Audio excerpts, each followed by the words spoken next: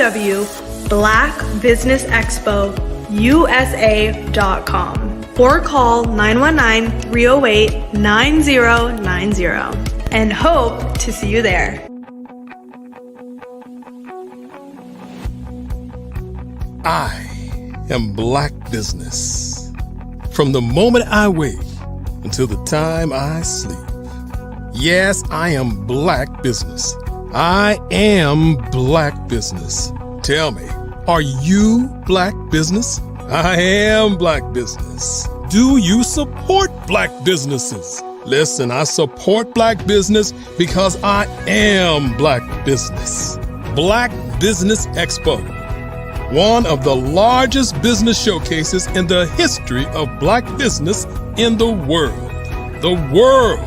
Sign up today at www.blackbusinessexpousa.com or call 919-308-9090. I am Black business. I am Black business. From the moment I wake until the time I sleep, I am Black business. I am Black business. Are you Black business? I am Black business. Do you support Black businesses? I support Black business because I am Black business. Black Business Expo, one of the largest business showcases in the history of Black America in North Carolina. Sign up today at www.blackbusinessexpousa.com or call 919-380-9090. I am Black business. I am Black business. From the moment I wake until the time I sleep, I am Black business. I am Black business. Are you Black business? I am Black business. Do you support Black businesses? I support Black business because I am Black business. Black Business Expo, one of the largest business showcases in the history of Black America in North Carolina. Sign up today at www.blackbusinessexpousa.com or call 919-380-9090. I am Black business.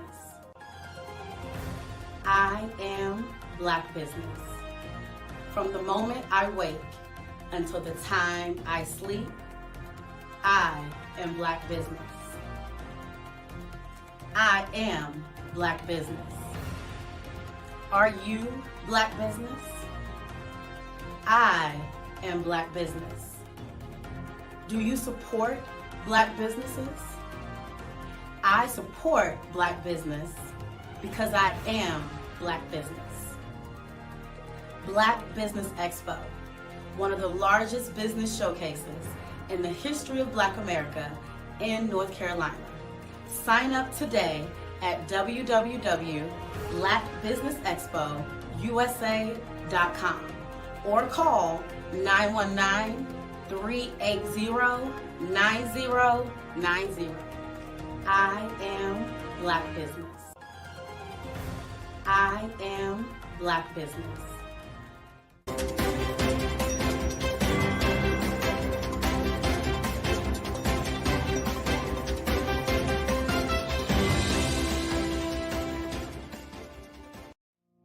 Did you know that approximately 333.34 million businesses exist today, according to a report from 2021? And you may be one of those businesses, or maybe you're not in the business market yet, but you're aspiring to be a business owner. Well, guess what? You're in the right place at the right time. Because let's face it, everything is about timing and opportunity. Hi, my name is Dr. Lotus Richey, and I'm the CEO and founder of the Lotus Richey Coaching and Consulting LLC, along with the Lotus Richey Ignite Show. 15 minutes of success with Dr. Lotus Richey, as well as books to boom your business and bring who you are. And today, I want to bring this amazing message to you about the Black Business Network and the Black Business Olympics. See, the Black Business Network and the Black Business Olympics is designed to help people just like you, that's right, that look like me, to take their business to the next level. Not just in your front yard or your backyard, but globally. The Black Business Network and Black Business Olympics is designed not to just help you survive, but to help you thrive. So join us today as we come together with businesses all around the world to support our students, our children, our young teens, our young entrepreneurs. What we do is we come together to help raise funds for students who are aspiring to be business entrepreneurs, who are aspiring and who are thriving in college. We endow them with a wonderful opportunity to gain scholarship of either a laptop or several thousands of dollars. And we invite you to help be a contributor to this amazing opportunity to help someone that looks just like you. So join us today at our website and let us connect with you and help you ignite and take flight in every area of your life on the Black Business Network and the Black Business Olympics. I'll see you on the other side.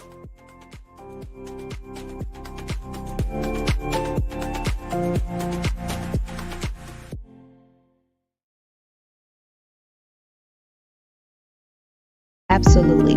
So our coaching program help people that have the lack of time, that lack strategies, and lack the confidence to go after their dream life. So we help them implement tools. We help them implement, I love to leave the inherited lack of finances or the education behind finances. But it wasn't until I lost my firstborn, my only son, that life changed for me. And where I was going after it all, living the corporate life, hit my 6-figure income and living in my dream house with my dream man, driving my dream car. Wow. I nearly lost it all. Wow. When I lost my son. And so I realized it only takes one financial catastrophe that can change your entire life. That's what made me start All New Beginnings. Because no matter what's going on in life, there's a new beginning.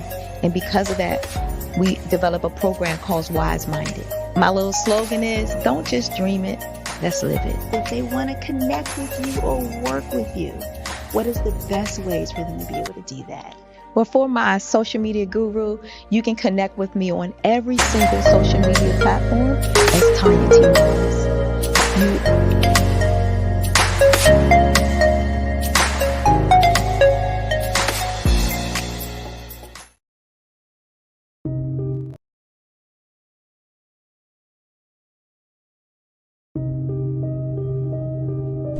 The Black Business Expo is changing my life. This year, they are giving away laptops and even $5,000 in cash to students just like me. I'm Alexis, and I want to go to college to fulfill my dream of becoming an entrepreneur. Help the Black Business Expo going to www.blackbusinessexpousa.com and also becoming a vendor, a sponsor, or donating.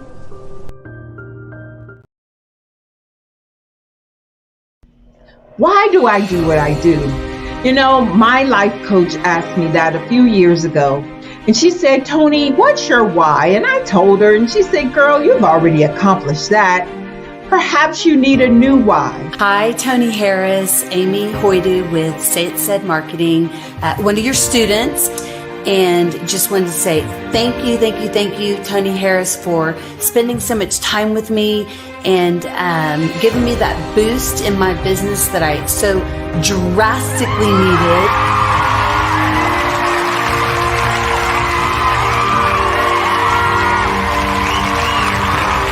My why is to touch, move, and inspire my clients to take drastic steps to be better than they were before they met me. I'm a resource. I'm a connector. I want to help people build deeper relationships that are beneficial to their life and business.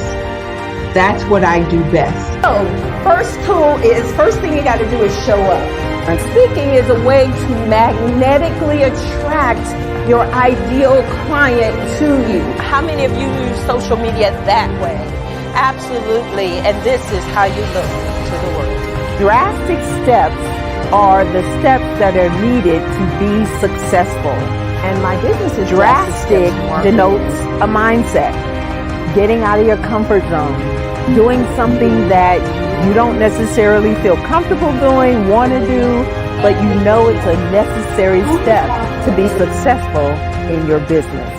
I get the most satisfaction when I see my connections flourishing into relationships long after I am gone. Hi, my name is Jasmine Augustine with Media Jasmine, and I've joined several networking and referral groups in the area. And Network in Action Northeast Houston with Tony Harris-Taylor is one of the best organizations that I've joined. I love that piece of what I do, and it is what fuels my fire.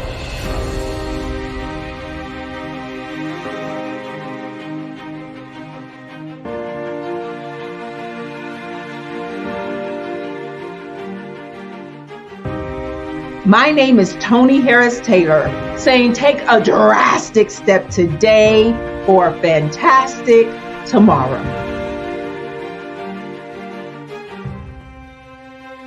Over the past few years, we've seen the growth of existing and new initiatives focused on financial inclusion, building global networks, and reducing the wealth gap in response to the idea there's not enough seats at the table.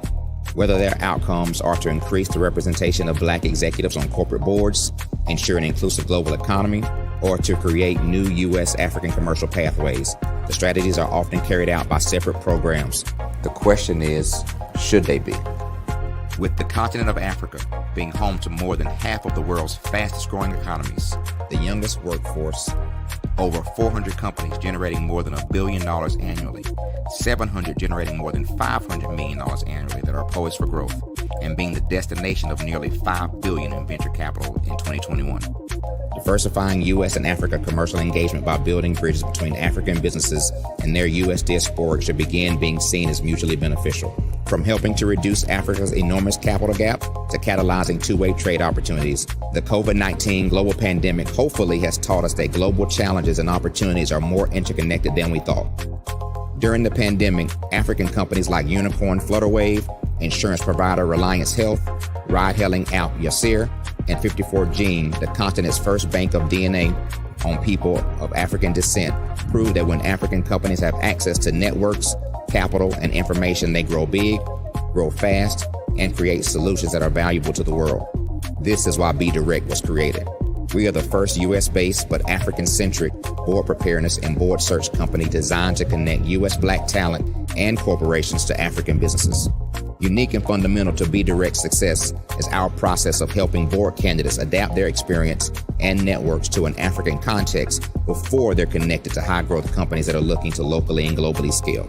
From our focus groups with African business execs and government leaders, we don't ignore the sentiment that business is easy, but people are hard.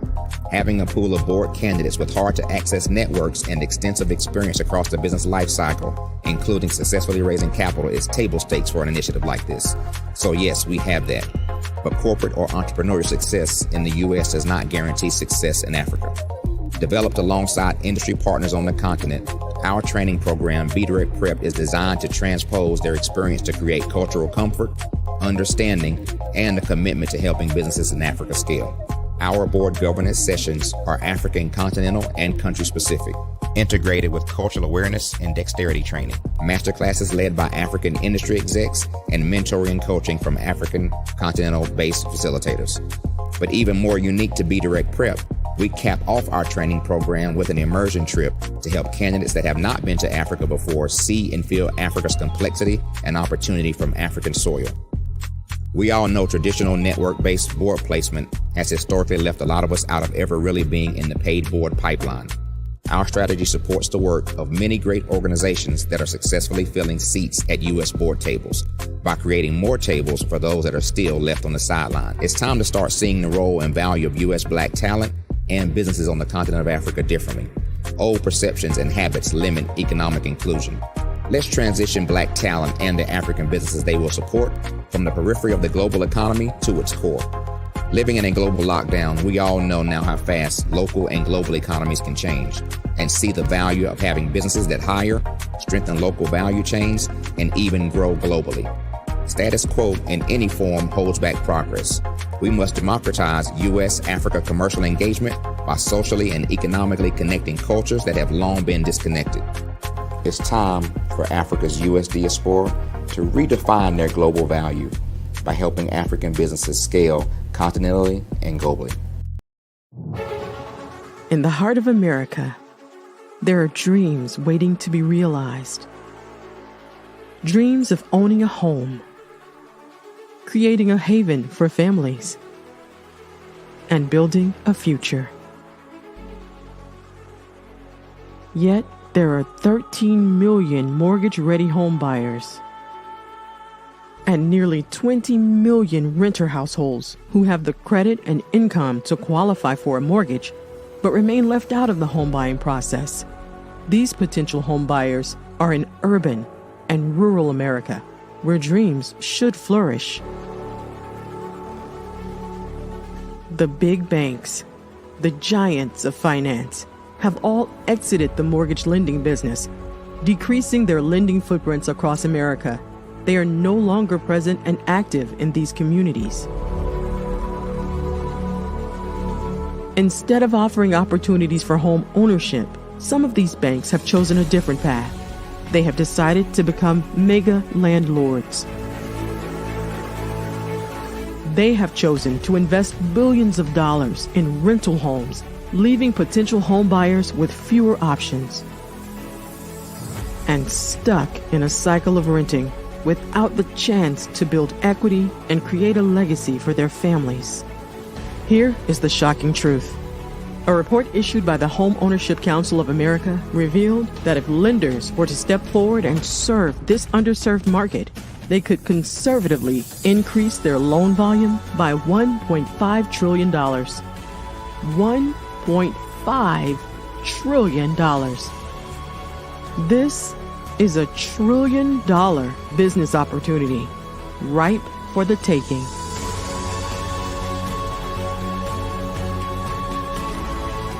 That's why I Have a Dream Home is here. We support the American dream of home ownership in urban and rural America. We believe in the power of social conscience. I'm Ramon Gray, founder of Smart Hustle Magazine and smallbiztechnology.com.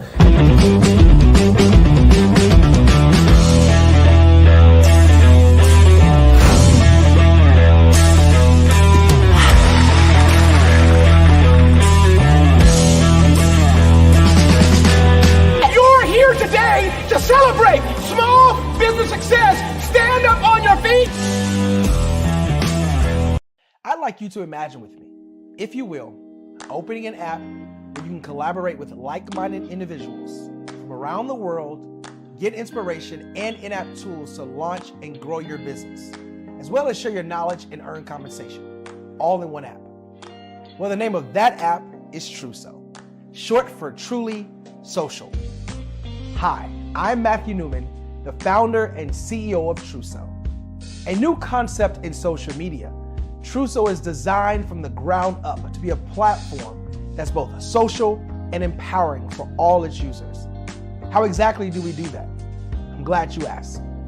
First, Truso brings the world together via video. Psychologists assert that video provides a significantly more effective connection than audio only. When you enter a community on Truso, you're face to face. Second, on Truso, you don't have to have 1 million followers to monetize.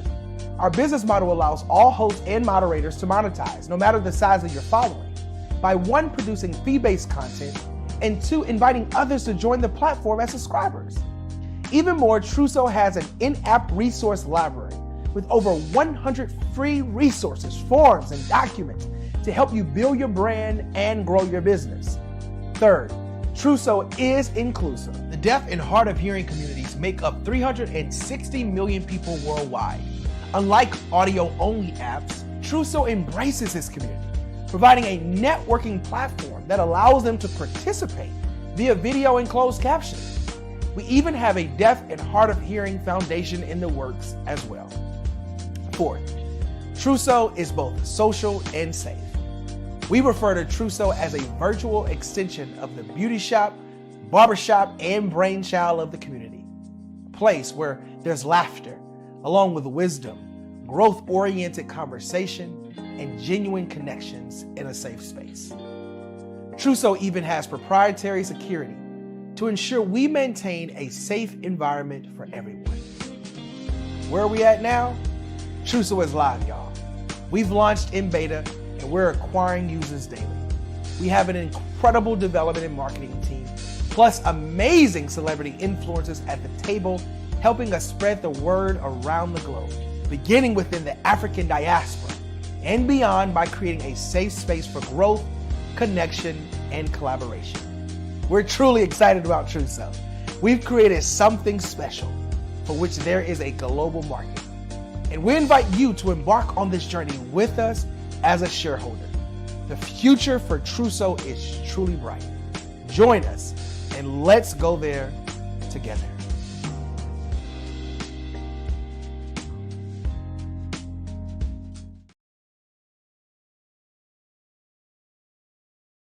Follow the Brand TV broadcast host, Grant McGaw, as he visits with top executives and entrepreneurs to find out their secrets of success with their personal brand. Follow the Brand TV broadcast host as he focuses on brand development to build better relationships, bring value to your business, relationships, and career. You will enjoy listening to each episode that is tailored to speak to you directly. If you're looking for this type of clarity in terms of building your brand, you have tuned into the right station.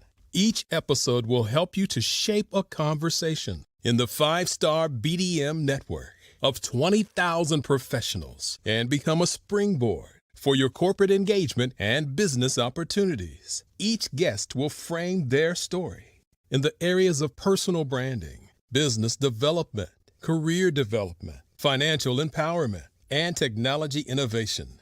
Grant McGaw explains why he is the CEO and owner of his own professional career. Grant is an accomplished business leader and entrepreneur who wants to give back to individuals to grow their personal brand strategy. Tune in as he weaves his story about new possibilities, while to you exceed expectations. If you love storytelling, this show will make for fun.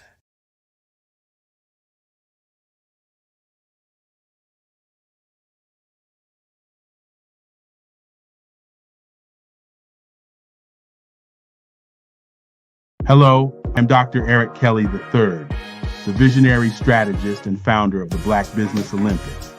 I invite you to showcase your Black-owned businesses on the Black Business Network global stage. The Black Business Olympics is a global Black Business Network platform that propels Black-owned businesses into the international spotlight. By showcasing your business on the Black Business Olympics platform, you can reach a worldwide audience of potential customers, partners, and investors. You can also establish yourself as a thought leader and expert in your field, attract lucrative partnerships, and more speaking engagements. In addition, the Black Business Olympics platform provides a valuable opportunity to connect and collaborate with like-minded entrepreneurs and business professionals from around the world. This can lead to new business opportunities, ideas, and relationships. Finally, by sharing your story and expertise on the Black Business Olympics platform, you can inspire and empower others. This is a powerful way to make a positive impact on the world and leave a lasting legacy. If you are a Black-owned business owner I encourage you to seize the opportunity to showcase your business on the Black Business Olympics platform. It is a once-in-a-lifetime opportunity to make an indelible mark on the world. Be one of the 1,000 visionary entrepreneurs who are changing students' lives, shaping industries, and leaving an unforgettable legacy for their families. Unleash your voice on our global stage and watch your business thrive. Black Business Olympics is one of the largest Black business showcases in the history of Black business in the world. Yes, the entire world. Just give me a call today at 919-308-9090.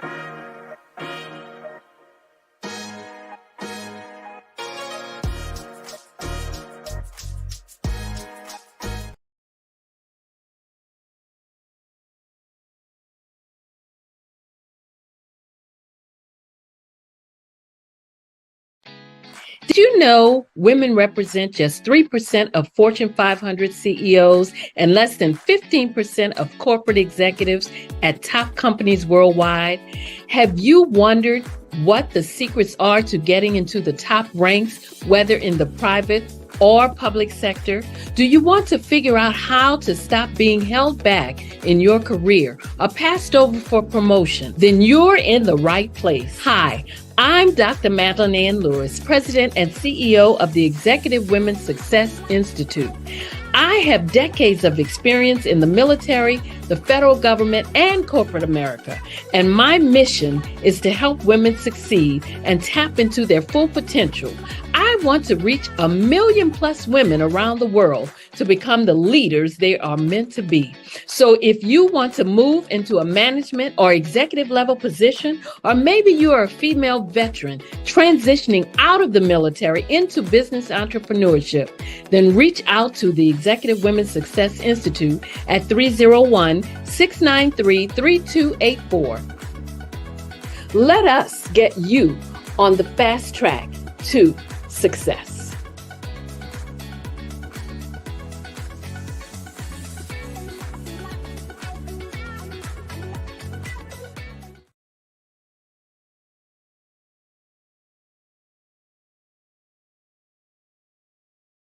Hey guys, my name is Caden. I'm the CEO of Caden Teaches, and my genius is teaching kids about financial literacy.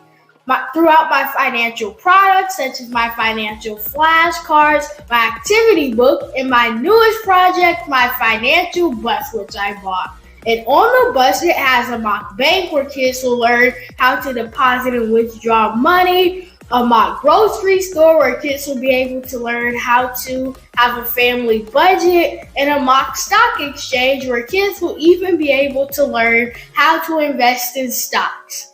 Now, I decided to start teaching kids about financial literacy because I find that most kids graduate high school without even knowing the basics about financial literacy.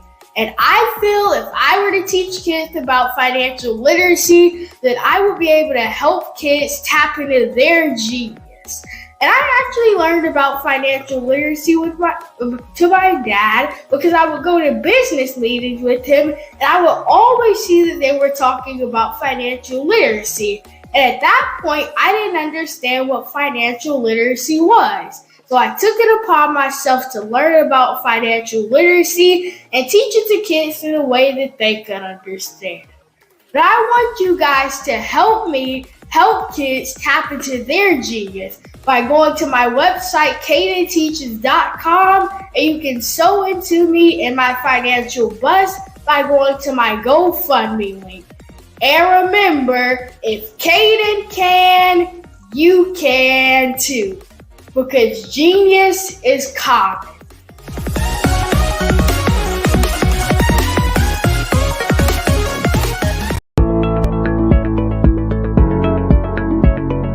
Prepare for what's coming and dominate in economic winter.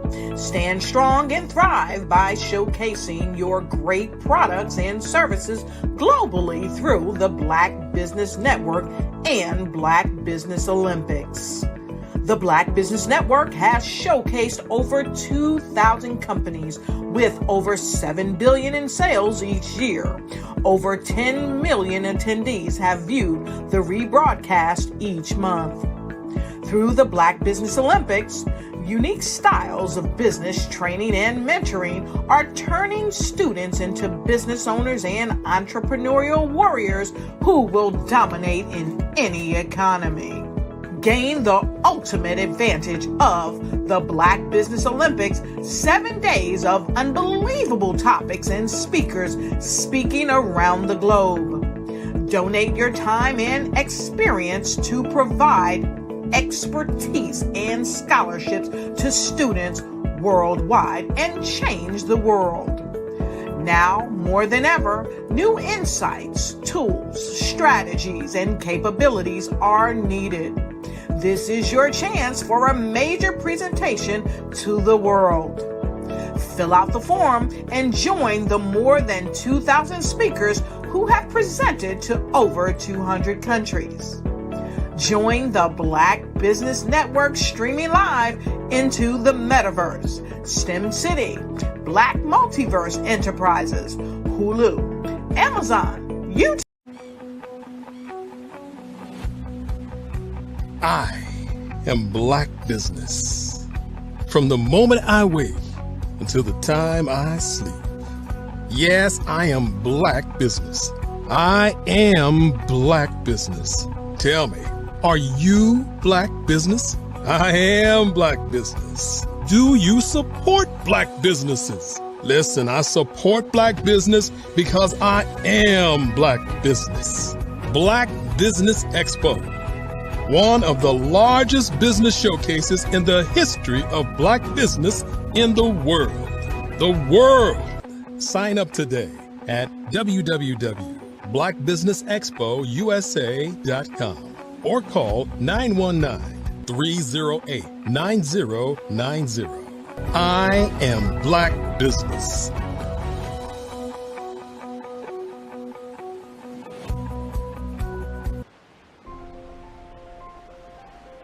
What if you could build your own city?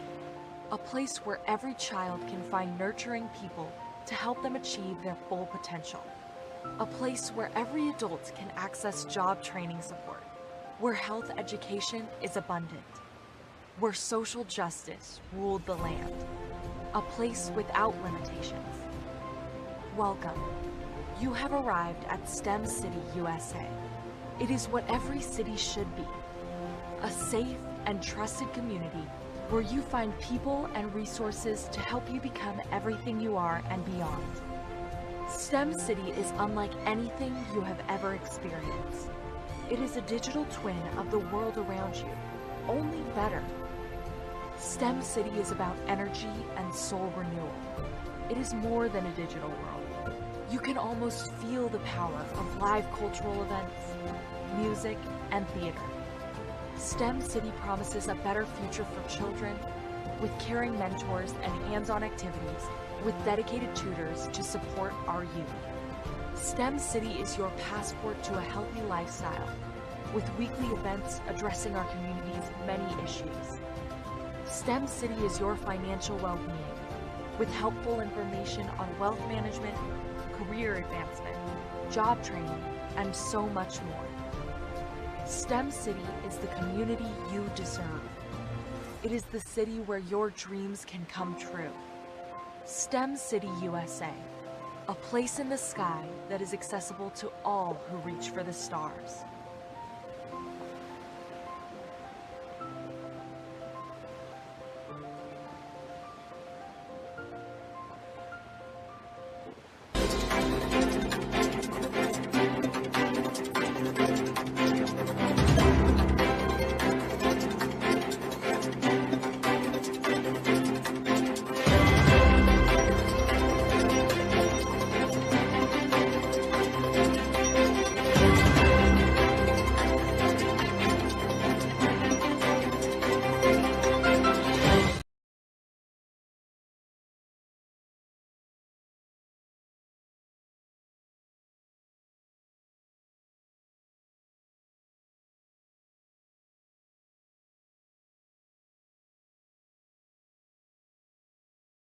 Hello, I am Dr. Eric Kelly III, the visionary strategist and founder of the Black.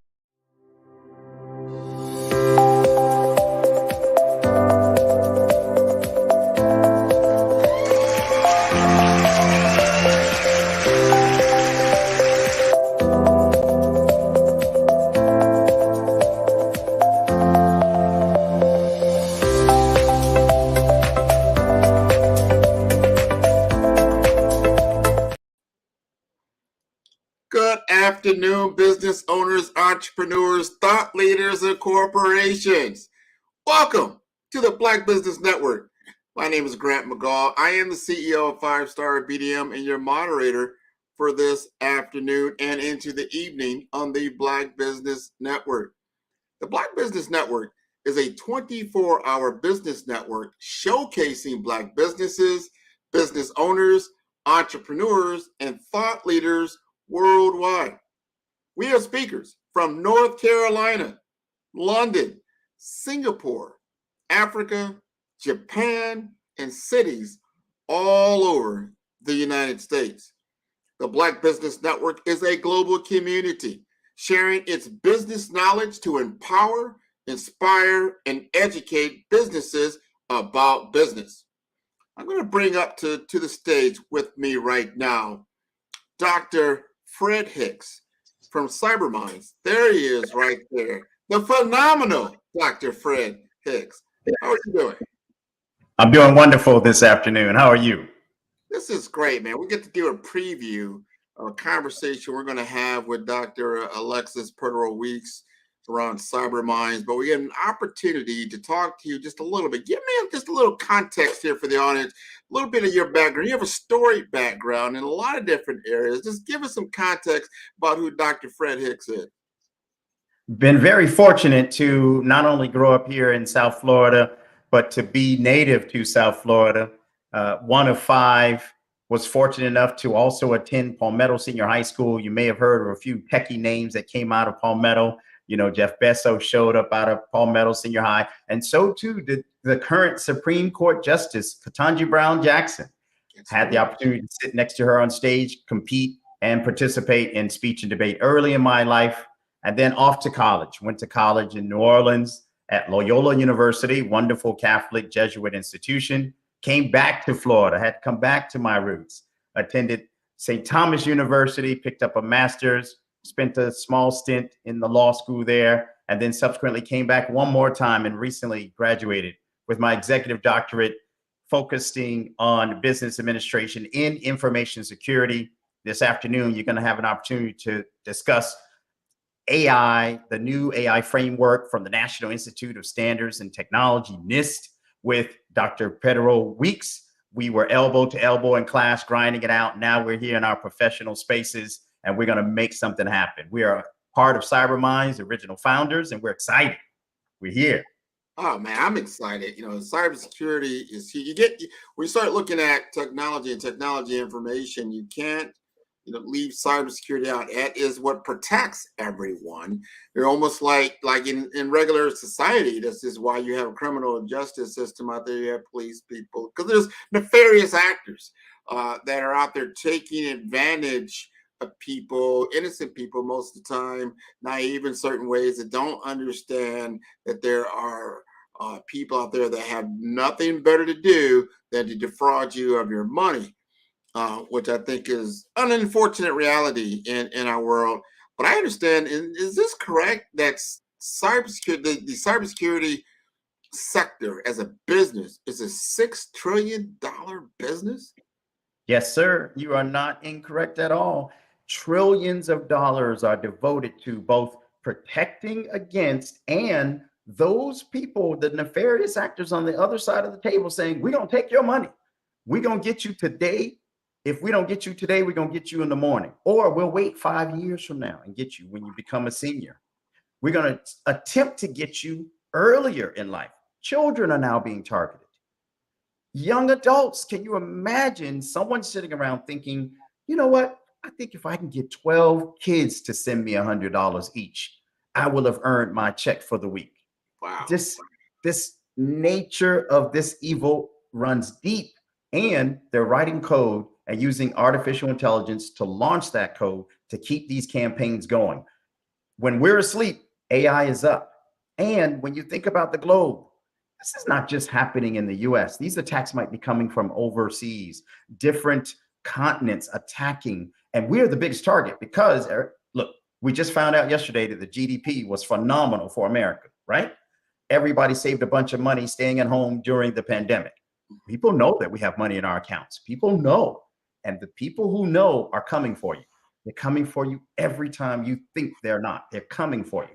And they are winning. On average, the average person, according to national reports, are losing about $1,800 each time they get got. I say that and I just think about it. I can't afford $1,800 out of my account right now. We have light bill, phone bill. We got to put groceries on the table. $1,800 from a senior. They are winning trillions of dollars. Yeah. No, that's unfortunate. And what you just said there, because most people that think cybersecurity, what's in the news most of the time, large corporations, big institutions that they have insurance, cybersecurity insurance, possibly depending on how that works up. Maybe they get a check at the end of the day for some of that back. But it's the everyday person going online being duped. And I don't want to steal any thunder what we're going to talk about here at the top of the hour and into 5 o'clock. However, I want to ask a little bit more about yourself, because all that education, all those things, you're sitting next to all these incredible individuals. Why did you pick cybersecurity as part of your profession? So I'm glad you asked the question, because honesty is really important to me. So in my career, I kept thinking, you know what?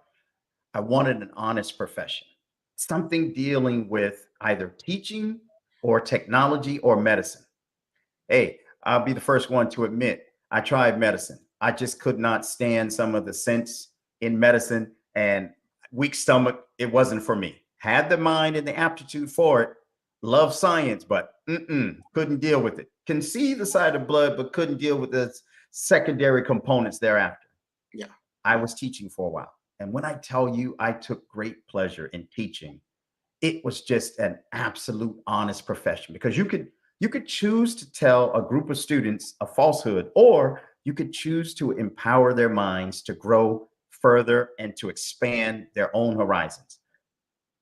Life got in the way, realized that teaching was not going to be lucrative enough.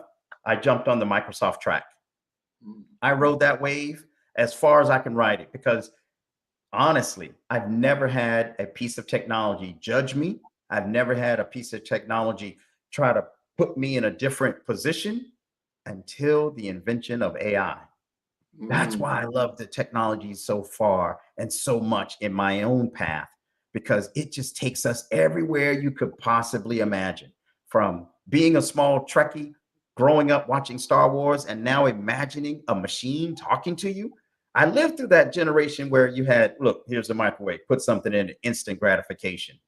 Hey, wait a minute. I pressed the button on the TV remote and it changed the channel. I went through all of it, playing CDs. Now everything is up in the cloud. The question becomes, how do you secure it? How do you make sure that all of this wonderful technology that's around us and that has consumed this current generation of children is protected? Because we need to be protected. Our information needs to be protected so that someone doesn't come along and grab everything that you work for in an instant, and they're off and running and you can never find them. From cryptocurrency all the way through to artificial intelligence, the sky's the limit. And for many of our children who are looking for a career where you have some wonderful aptitude and creativity, technology might be the answer. Technology is your out, because there's so many different buckets you can fit into. You could be a web designer, a database administrator, a systems analyst, cybersecurity expert, you name it. You could write code, teach AI. You have an opportunity. And it doesn't matter what zip code you were born in.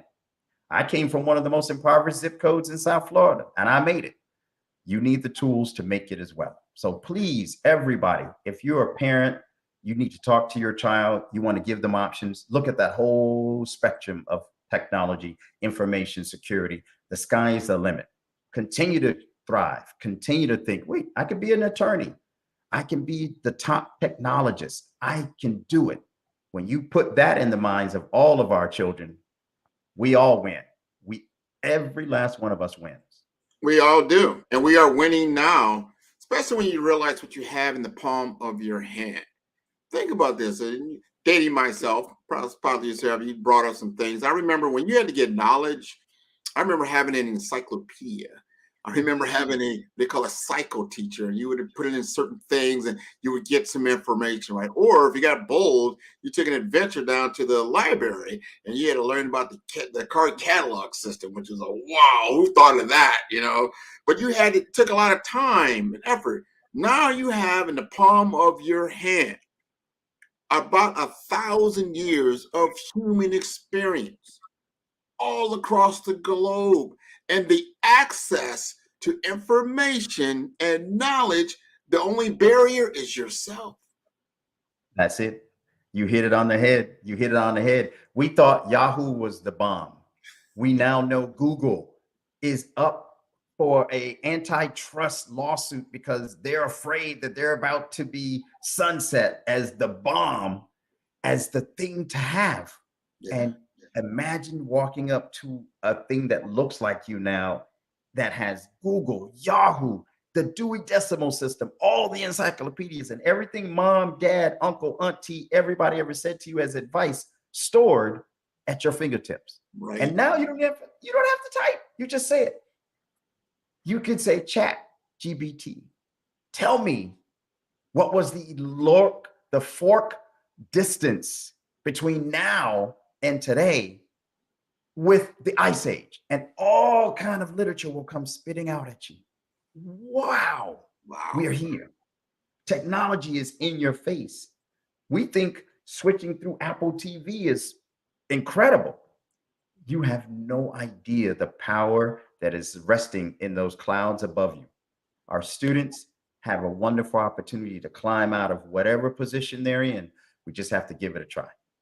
And I'm glad you mentioned the Dewey Decimal System, because I remember having to sit and get those cards and walk into the library and say to them, I think I'm looking for the book on Shakespeare. And they would look at me and say, I don't think we have that. I think someone checked it out. Those days are over. You click one button and the whole entire literature shows up on your screen. Everything shows up. It'll speak to you. Like you said earlier, you can get an audio readout of that. You still need to apply yourself. I tell people, like, well, it's going to replace, this basic learning. I said, well, guess what? Did the calculator replace math? Like, I don't think so. You still need to know basic computation skills. It just allows you to do it quicker. So that's the whole point of this. It's nice to be able to still read an entire book on Shakespeare, let's say, but it'd be nice to get, if you need information quicker, easier, faster, why not?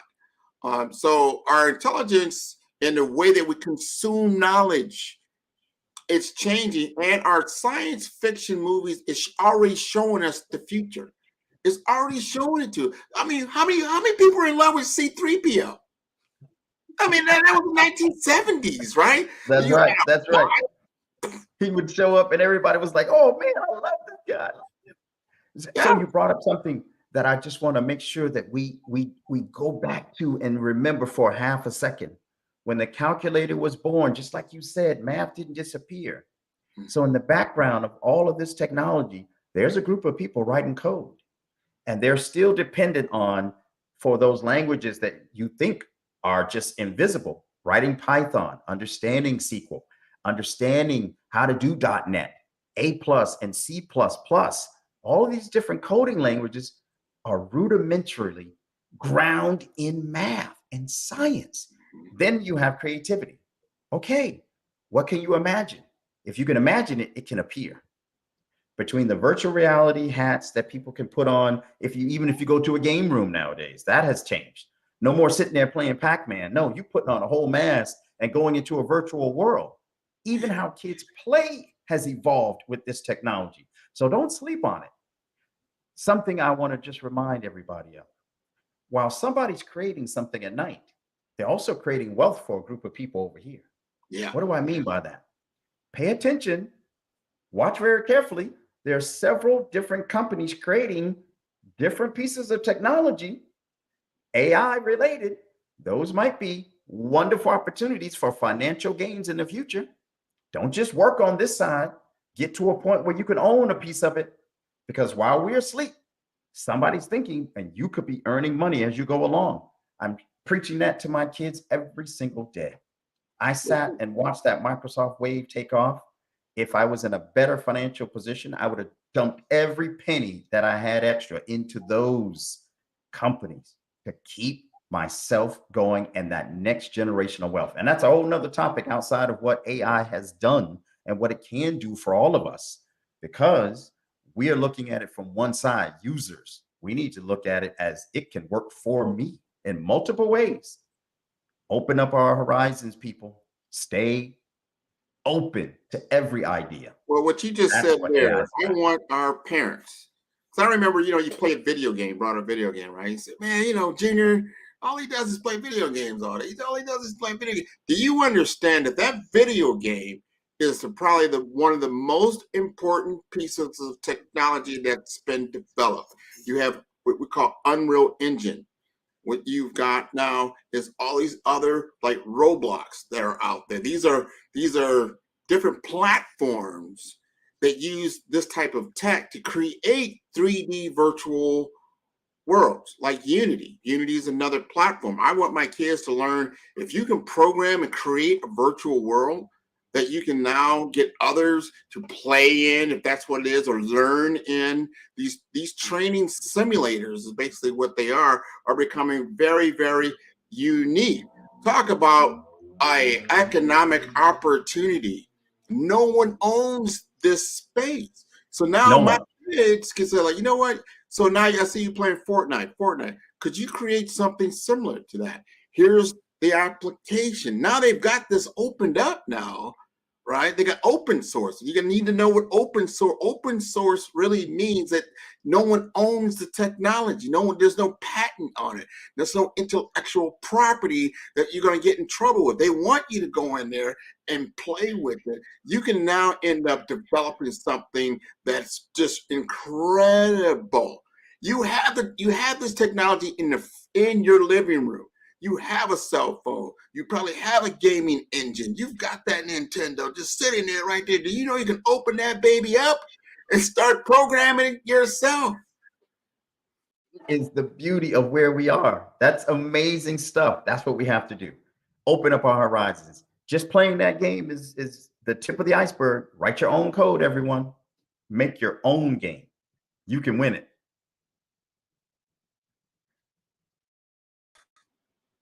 I think I'm back. Yes. You are back. So, and getting back to your other point, we got a few minutes here. We need to understand something. Now, I always talk about you look at technology in decades and look at how it's impacted the social impact of technology on everyday life. Well, I was becoming, into awareness as a human being. We had 3 television stations. We had maybe a couple of radio stations, right? And you go to the movies, right? You bought albums, right? You had 45, right? And CDs. Well, that was even later. I didn't have a CD. Like, what is that? That came later. A CD, I didn't see a CD until like the 1980s. I remember 8-track cassettes. The whole point of that is saying, look at how this technology has changed the social impact. I remember having to wait, I think it was like every Saturday, to hear the latest music that came out.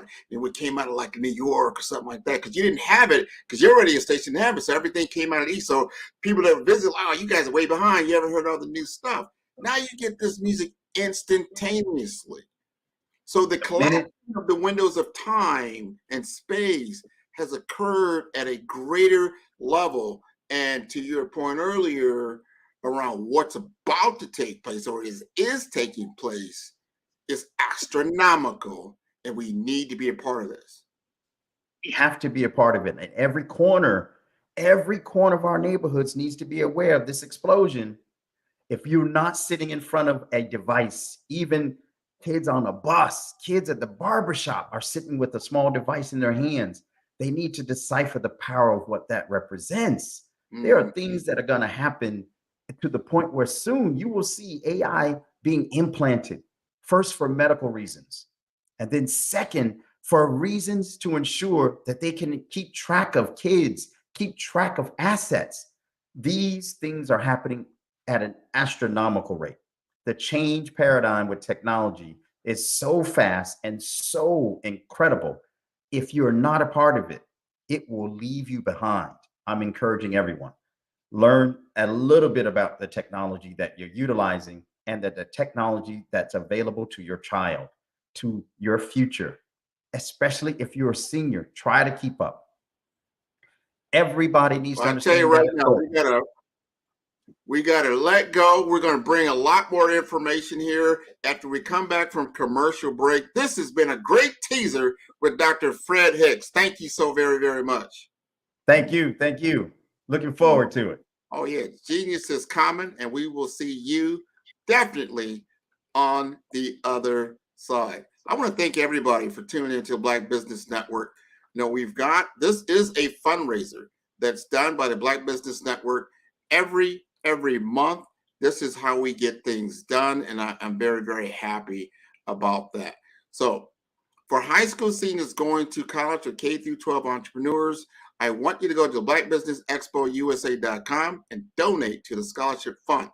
Look on the Cash App, which is on the screen below, which is $BBXUSA. Our goal is to give laptops and up to $5,000 to 10 students. Students can register online at www.blackbusinessexpousa.com. Every dollar counts, so we want to remind you to donate to the scholarship fund. We want to thank our Black Business Expo USA sponsors for October 2023, NC100, Moody Capital Partners, Suede Soul, Lotus Rocher Coaching and Training, Carolina, Virginia Minority Supplier Development Council, Step Management, Barbara H. Smith LLC, Margie McLean Foundation, Genius is Common, 5-Star BDM, Earth Essentials, Milani Shining Global, Hello LLC, Atlantic Insurance, Executive Women's Success Institute, The Quality Coaching Company, Superwoman Business Services, Creative Force Studios, Lee Entertainment, Artistic App Design, Black Business Expo USA. Genius is Common, and I'll see you on the other side.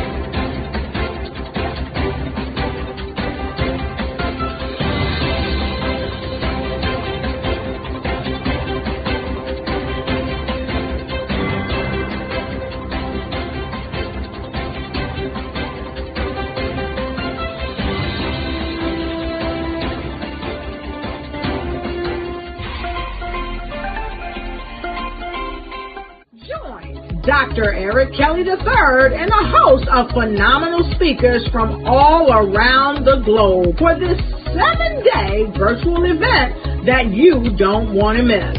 The mission of the Black Business Expo is to raise scholarship money from kids all the way from high school all the way from college. The Black Business Olympics is one of the largest Black business showcases in the world. It is an opportunity for businesses and companies to showcase their businesses globally. We are going to be giving away laptops up to $5,000 away to students.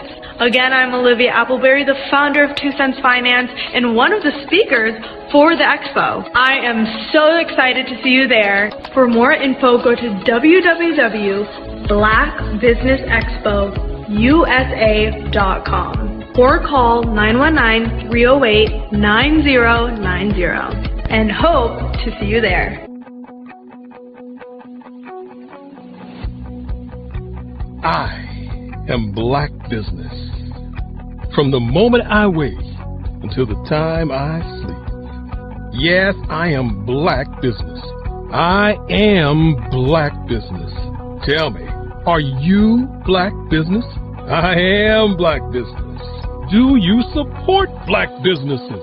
Listen, I support Black business because I am Black Business. Black Business Expo, one of the largest business showcases in the history of Black business in the world. The world. Sign up today at www.blackbusinessexpousa.com or call 919-308-9090. I am Black Business.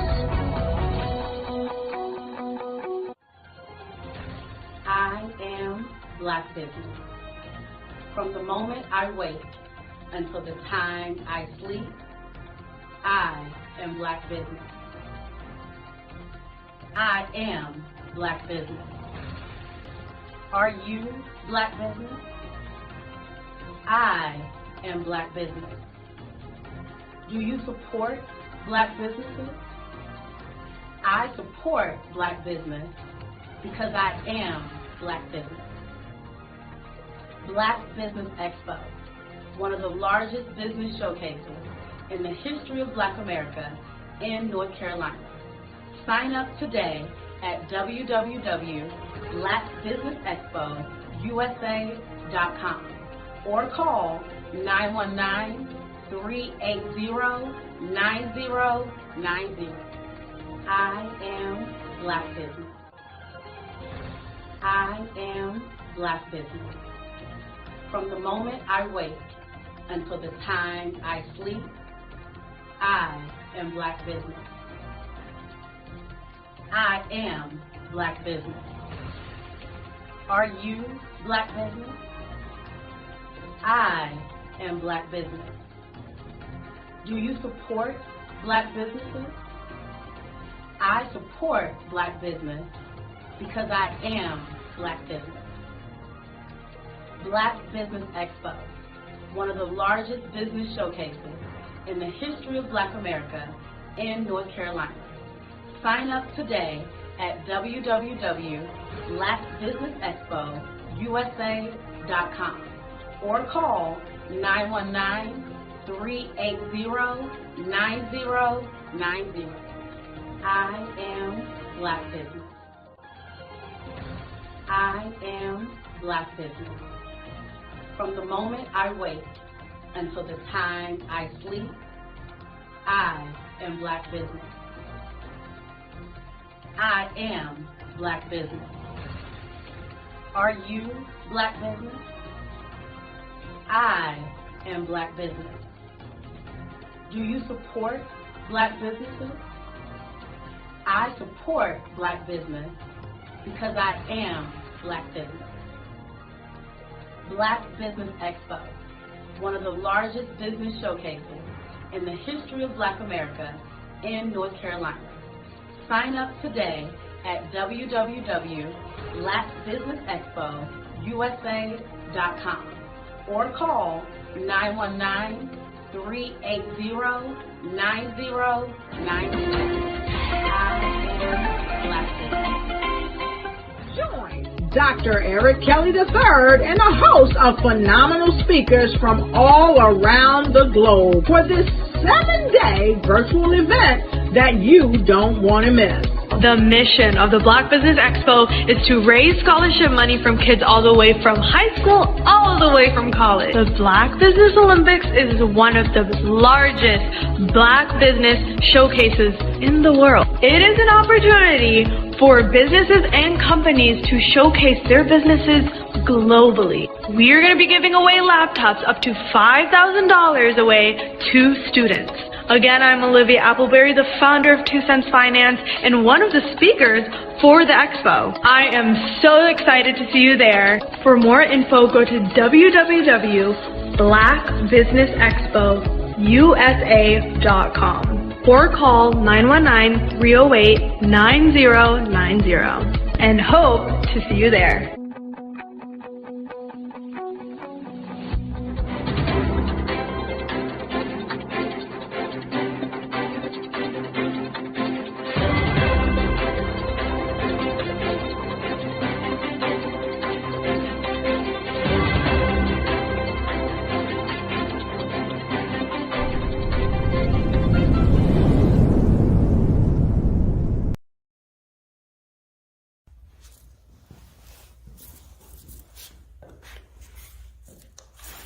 How you doing?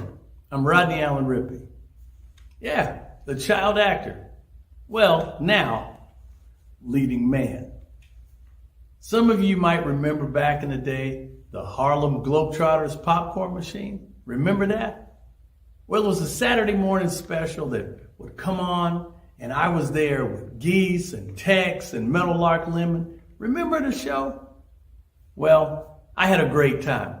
And I have to say a huge, huge thank you to all my fans out there. Thank you for all the years of support. I went on from the entertainment industry. I started getting into producing and directing. And now, hey, here I am. I'm a studio executive here in Burbank, California at 2526 Studios. I have to say, it's been pretty good, but the best is yet to come. Please stay encouraged. Keep reaching for your dreams and never forget that genius is common. Remember that. Genius is common. No matter what anyone says to you, no matter how tough the road may get, keep striving. Keep reaching for your dreams. And always know that you are worth it. Everything that you put into yourself, everything good that you pour into your life, you are worth it. And when the times get tough, when things don't go exactly right, it's okay. Dust your shoulders off. Stand up strong. And remember, genius is common.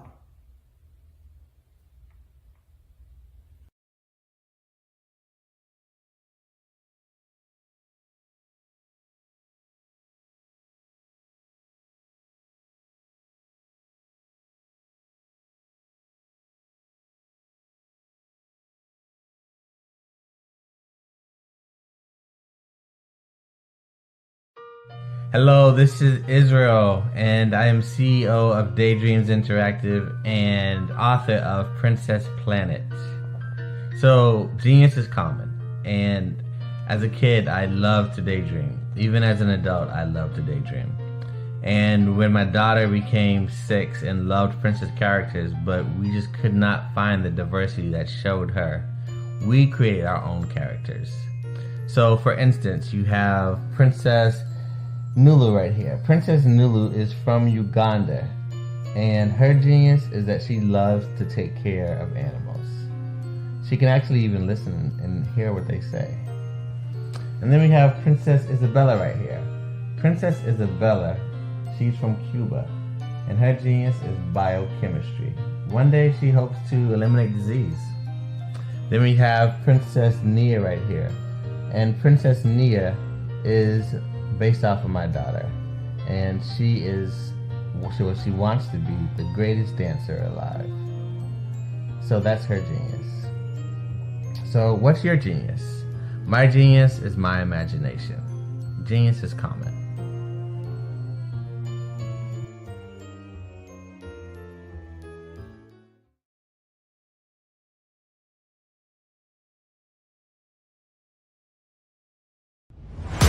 Social media is evolving. It's more vibrant, more colorful, more energetic, and so are you. It's not just photos anymore. It's video, it's audio, it's subscriptions. And now there's Fanbase, a new monetized social network. Fanbase delivers the complete native app experience with full content monetization for every user. No algorithms that shadow ban your engagement or growth, and no ads. Follow anyone for free and subscribe directly to your favorite creators for $4.99 a month. Plus, show some love by tipping on any post. Also, make a Fanbase page and monetize your content the same way. Finally, connect with your followers by posting the amazing content you already create. And now, get paid for it. It's time to energize and monetize, because everyone's a fan of something and everyone has a fan base.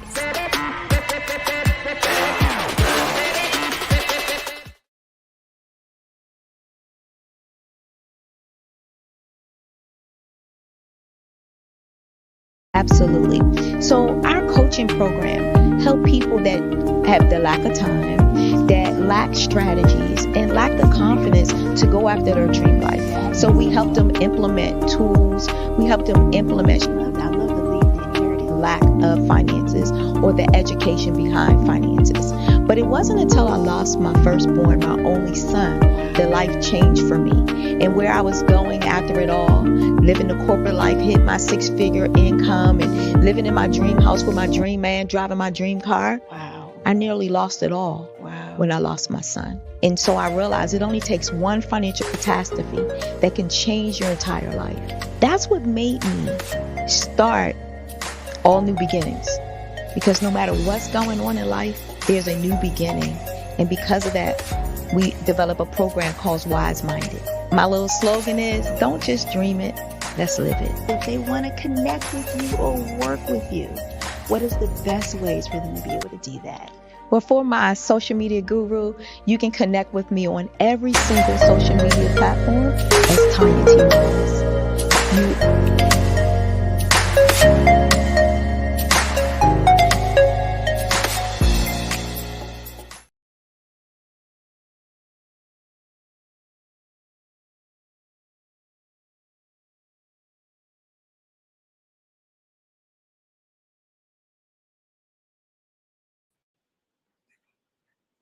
Hey, everybody. I'm glad we are back, at least for the moment. But I want to tell everybody, I am so happy to be here. And I want to say good afternoon, all our business owners, entrepreneurs, and thought leaders, corporations. Welcome to the Black Business Network. My name is Grant McGaugh, CEO of 5-Star BDM, and I am your business moderator for this evening on the Black Business Network. The Black Business Network is a 24-hour business network showcasing Black businesses, business owners, entrepreneurs, and thought leaders worldwide.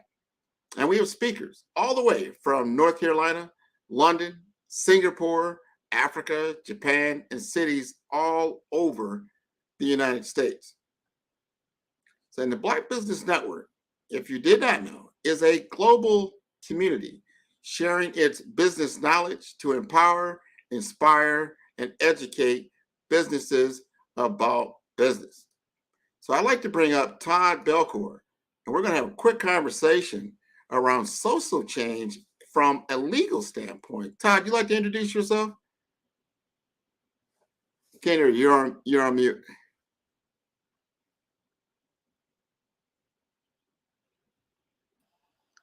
Yes, I would like to introduce myself, but you're right. It's much better to be off mute. I appreciate that. First rule of thumb, good folks, make sure you're off mute if you got something to say. I just want to say thank you for the opportunity to be here, Brother Grant. I mean, it's not often you have the opportunity to not only share some of the expertise and opportunities I've been blessed to take advantage of, but also to have the opportunity to speak with someone of your gravity, to be in a program, a network that's doing this much to make an impact and really change and move the needle for our communities and people all across the world. So I want to say thank you all and start with that. By way of background for me, I'm reporting live from the south side of Chicago. I'm from the south side, raised by a single mother. Me and my 4 siblings, not too far from here in Dearborn Homes. My mother raised my siblings.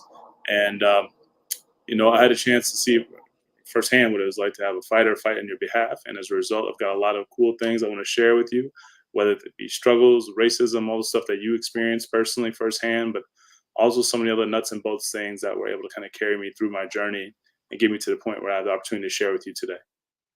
Oh, that's wonderful. I want to hear about this. I went over your background. I saw some things you're doing from a legal perspective, and I love your passion and your mission around social change and fighting for those who can't fight for themselves. They don't understand the legal ramifications and what is can take place. I mean, you're talking about just the basic necessities of life that are at risk for a lot of individuals. And it's for an example, and I think some states are finally starting to realize this when it comes to the bail bond type situation in which you might get arrested for this or that. You may be guilty or you may not be guilty. But because of the system, it's monetary based. If you don't have enough money, whether you're guilty or not, you're sitting in jail and you will not get out. Can you elaborate on some things like that? Yeah, I mean, at the end of the day, unfortunately, a lot of us are no stranger to what it means to be engaged in a criminal legal system. And that's different than criminal justice system because justice is definitely missing. But whether you've been pulled over by the police for no cause, or caught up in a case that just caught momentum, and next thing you know, you have a criminal history. I know what that's like from having been arrested personally. I also know what it's like on the other end of it, trying to represent people who've been denied opportunities for past mistakes, who turn their lives around, who are now grandparents since their initial incidents taken place, and they're still being denied access to basic necessities. So when it comes to something which is really important to fight for, just to completely overhaul, because that's the first interaction there. I mean, people who are not able to make bail spend more time in jail. People spend more time in jail are more likely to be convicted, but also return to jail, return to prison, and go down a path they otherwise had no business even being on in the first place. So it's important to acknowledge that bail is like the first start, the beginning of the trap, of the pipeline, the revolving door that is the mass incarceration criminal justice system that we have in this country. And we need to make sure that people are afforded the temporary freedom, not based on their ability to pay, but whether or not they're actually a flight risk or a danger to society. And those things were previously just considerations, but now thanks to the work of social change and a lot of amazing advocates, it's prioritized the right way. So people who are truly a threat, no matter what their money, they stay in prison. But the people who are doing, whether it be small things or things where the evidence is shaky and they're not really a threat, they have a chance to be with their families so they don't lose their jobs, lose other opportunities that are critical for them to take care of themselves and their families. Man, what you said is so important. I want people to really understand that. Whether you're convicted or not, once you go into that system and you're arrested and you're in jail, you can't bond out. You got to look at what just happened on the other side of the ball. Yeah. If you had a job, you probably just lost it. And then if you do get some type of record, then your ability to get another job becomes that lessened a lot. So you get caught up in these traps. And when you're in an underserved area, when there's a lot of criminal activity that's going on, or it's just overly policed, it becomes a real big issue for a lot of people. So talk to us about social change and what you're trying to actually make a transformation around in these communities. Yeah, absolutely. Was alluding to in my opening. It's important before I talk about myself, that I talk about my upbringing, because that kind of forms the foundation of who I am. Talking about my mother tells you about me. Talking about my mother tells you about the work I do and why. Because she fought for us, and I saw how important it was to have someone standing in the gap and fighting for her children in this case, but I want to fight for other parents, other families, other children like she fought for us, to make the opportunities available that we deserve, that all people deserve. Better education, better housing, better accommodations, better quality of life.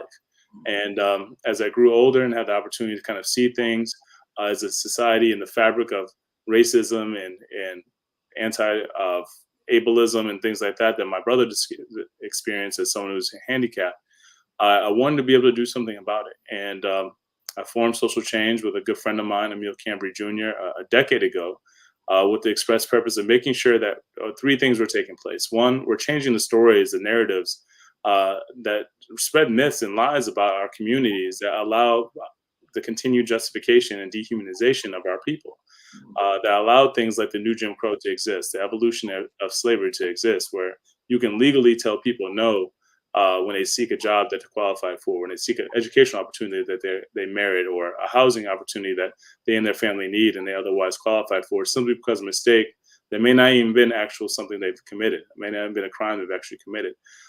So recognizing the way in which this scarlet letter has translated, and it overlaps almost entirely with race, we wanted to do something about it, bring more light to the story, but also tell the story of people on the ground, not only in Chicago, not only across the nation, but all over the world, to share their stories of injustice, but also best practices to overcome different injustices that people are enduring worldwide. So we have kind of like a way to crowdfund and crowdsource different ideas for liberation.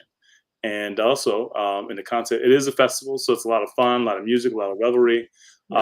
You're getting people involved who normally never even think about being involved in activism. They come for the DJs, they come for the music, come for the red carpet, and learn more about an issue that they never learned about before, and feel touched by an issue or by a story that they never actually thought they'd be identifying with before. And that's how we grow our movement and do so much with the direct service work we do to respond to things like hunger, things like legal needs, things like issues of lack of access to healthcare, but also why we've been able to be so successful mobilizing the multi-generational rainbow coalition necessary to move policy across the nation. Yeah, it's so important. We've got to get more of that message out. There is help available, but also telling the story to those that have. There's the haves and the have-nots. I always tell this story. People are asked, about put it into context.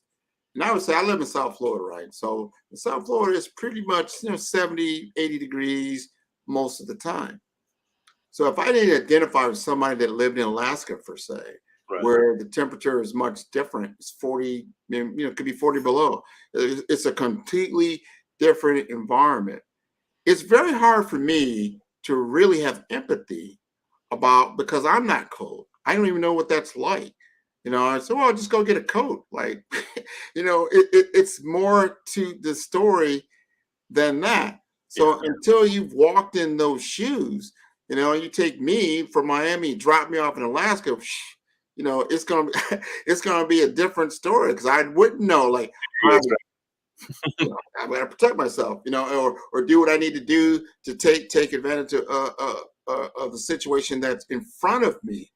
So it's all about, if you don't know, you don't know. Let me explain to you why there is crime in certain areas. Let me explain to you from the economic conditions that people have been forced into over time. This isn't just developed in the last 10, 20 years. This is an effect of years of segregation and redlining and other things that was never corrected. The same red lines that were created and say, hey, this is illegal, that was in the 60s and 70s, is still in effect today. That means if you don't have enough money to move out of these conditions, you're in those conditions. But those conditions were made on purpose to keep people in poverty. And guess what? They work pretty good. That's right. And there's three things I want to say in response to that. The first, you've been in South Florida for a while if you don't even mention humidity, because you're so used to it, not playing a big deal. The second thing, though, you hit it right on the head. Crime is a direct result of intense poverty. Crime is a direct result of what happens when you do everything you can to not only deprive people of opportunities, but the opportunities that are made available just exacerbate the current issues of income inequality that already exist in this country. If I have the option of working in the black market or the regular market for $8 an hour versus $25 an hour of no taxes, whatever, and then you have other governmental benefits to buffer that. That's a simple economic decision. And I think that what people forget is this is much about survival. It is about people thinking that there's glitz and glam of being involved in criminal activity. That's just not the case. People are just trying to survive and take care of themselves and their families. There's a reason why the crime rate is so low in communities that are opulent. When the lowest paying job has a median income of $75,000, it's an easier way to avoid the kind of options that lead you down the path of the black market activity. So the best solution to crime is the same solution to crime they have in these rich neighborhoods. Just super saturate these communities with investment, resources, and opportunities, and crime disappears. And as many times as we made that case, as many times as we've proven that out, there's still a real pull to fight against actually making that real, actually investing in communities. And that's because of what you've already mentioned. This is the desired outcome. There's no question. If we know what's causing it, we know how to fix it, and there's still no real active effort to put all our eggs in the basket that we know will actually be the actual silver bullet to address these issues, then that's what's going to happen. We're manifesting what racism is supposed to look like, and it's making sure they're treated differently, make sure we have more reasons to treat them differently. And it's easier to do that if, they're being arrested, they're in the news. When you visualize someone who's criminal, you think of someone who's brown. When you visualize someone who's homeless, you think of someone who's brown. You visualize someone who's a threat, you think of someone who's brown. That's a result of the narratives and the circumstances that we're being immersed in on a regular basis. And that's why we're trying to fight these negative narratives with the stories of our truth, of our justice, of our humanity, of our redemption, of our resilience through our film festival and beyond. Oh, man, you said it right there. The media, that's something we can immediately address. And that's why we're doing what we're doing right now in the Black Business Network. We've got to be able to tell our story. Not everybody that's black and brown is in some type of criminal situation, or they're underrepresented, they're undereducated. That's the lower echelon of society. You can find that in the white culture as well. So that being poor is just being poor, whether you're from ethnicity ethnicity or religion or culture or race. Poor is poor. Now, you are probably, like you just said, find the same conditions of poor people all across this globe doing similar things for survival. And others take advantage of that. Like, wow, I know this is going on, so I'm going to put certain things in that neighborhood to continue to perpetuate the cycle. That's why you have a payday loan. And here today is Friday on every corner in the Black community. So you just got your paycheck, and guess what? You got to give it back to people that are running the economic engine for profit, unfortunately.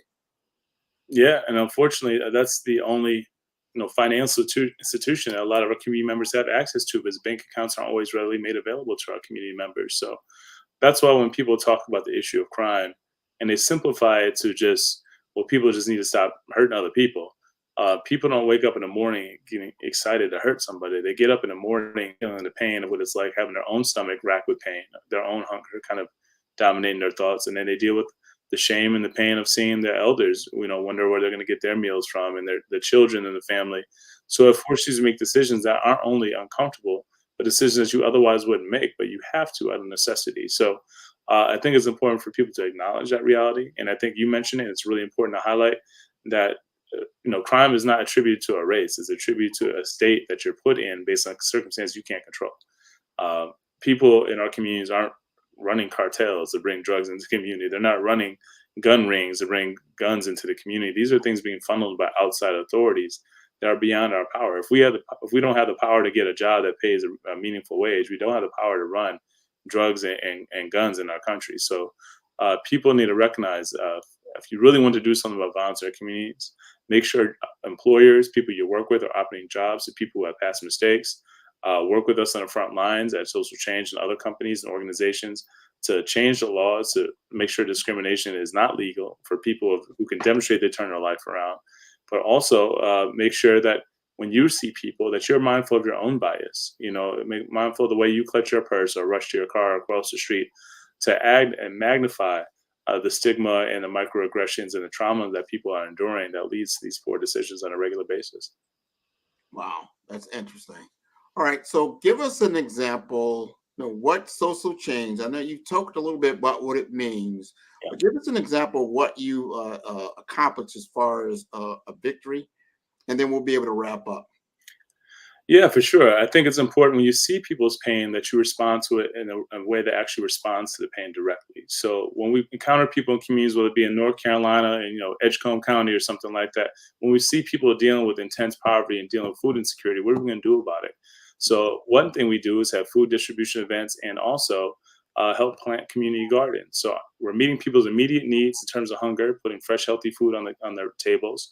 We're also providing some ongoing support through the context of a community garden so people can have some real way to consistently access the food that's necessary. And on this, that's a sustainable solution to a real problem that continues to plague our communities. But we've also passed over 30 pieces of legislation across the nation. And that means when we recognize that this new Jim Crow is real, we recognize that over 75 million people in this country have been denied jobs and opportunities for past mistakes. We need to change the laws, change the rules so we can change the outcomes. So we've changed some of the laws in places like Illinois, places like Missouri, places like California. So people with past mistakes can no longer be denied opportunities if they can demonstrate they turn their life around and have their record sealed by the passage of time after they've committed the last offense. But most importantly, on top of all that stuff, you mentioned already, brother, we have to change the stories. If people can control your story, they can control you. So we make sure that we change not only the narrative, but the energy around our experience by having these international film festivals, one of which going on right now. Check out our website, socialchange.site, SITE, for our virtual fest, or our next festival is in California on 11/11. And I'd love for folks to come. They can come for free as my guest. Just shoot us a message at Shy Social Change. I got my little name up there on Instagram, Twitter, and Facebook to make it easy for folks, because we need everyone who's directly impacted to also be a part of these movements. I mean, you've got 4,000 degrees behind you, brother. You're not worried about the criminal justice system the way folks who already have been afflicted with it may be. So we need both of y'all. We need your excellence, your brilliance, but also folks who may be on the grind and dealing with the check-to-check struggle a little bit harder, to all be in the same room so we can be working forward together towards the same overarching goal of liberation for all. 100%. I really applaud you for being on the show. Let's get you back. Let's talk more about this very, very important subject, the situation, because we've got to break these chains. Can't just talk about it. You have to, action is what makes a difference. And getting those that are have empathy and have means to make a real change. And then you're doing that, and I really appreciate that, Todd. Thank you, bro. I appreciate the opportunity. You're welcome. Genius is coming, and I'll see you on the other side.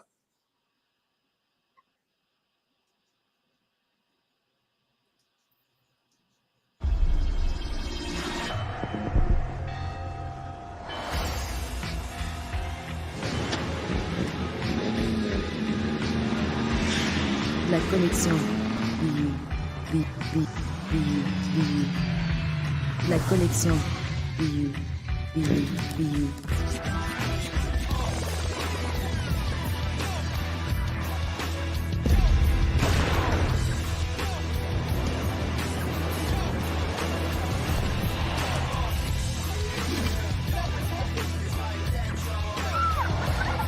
In a world obsessed with the cult of celebrity, I challenge you not to aspire to anyone else's greatness, but instead strive to reveal and ignite the greatness within you. Are you serious? I totally think that's it. Hey. No! Hey! To me, sexy is a man that knows who he is and what he wants. Okay. He's comfortable. You look at him, you see him, he's just comfortable being himself. And you're like, Baby, be you. Be you, baby. Just be you. I like it. Introducing the Be You collection, exclusively available at K&G Fashion Superstore.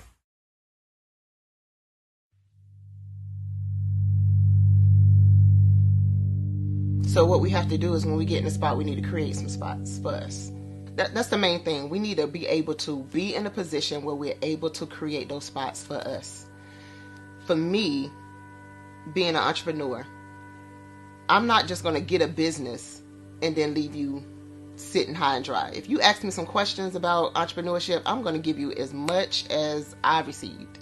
I've seen people who made it, and then when you ask them, it's like, okay, now you have to pay me for the information, the same information I got for free. We probably in totally different cities. There's no way that we're going to bump heads or anything. We're not competing. Bring me up with you.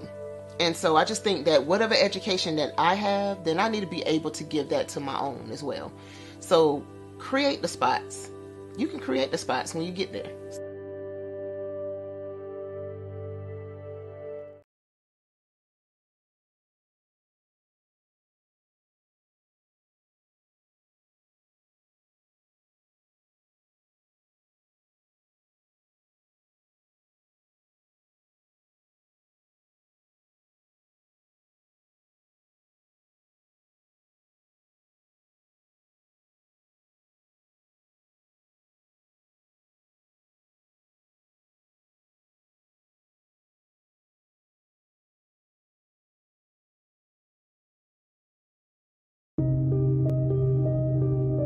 The Black Business Expo is changing my life.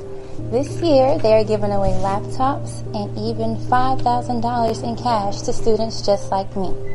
I'm Alexis, and I want to go to college to fulfill my dream of becoming an entrepreneur. Help the Black Business Expo going to www.blackbusinessexpousa.com and also becoming a vendor, a sponsor, or donating.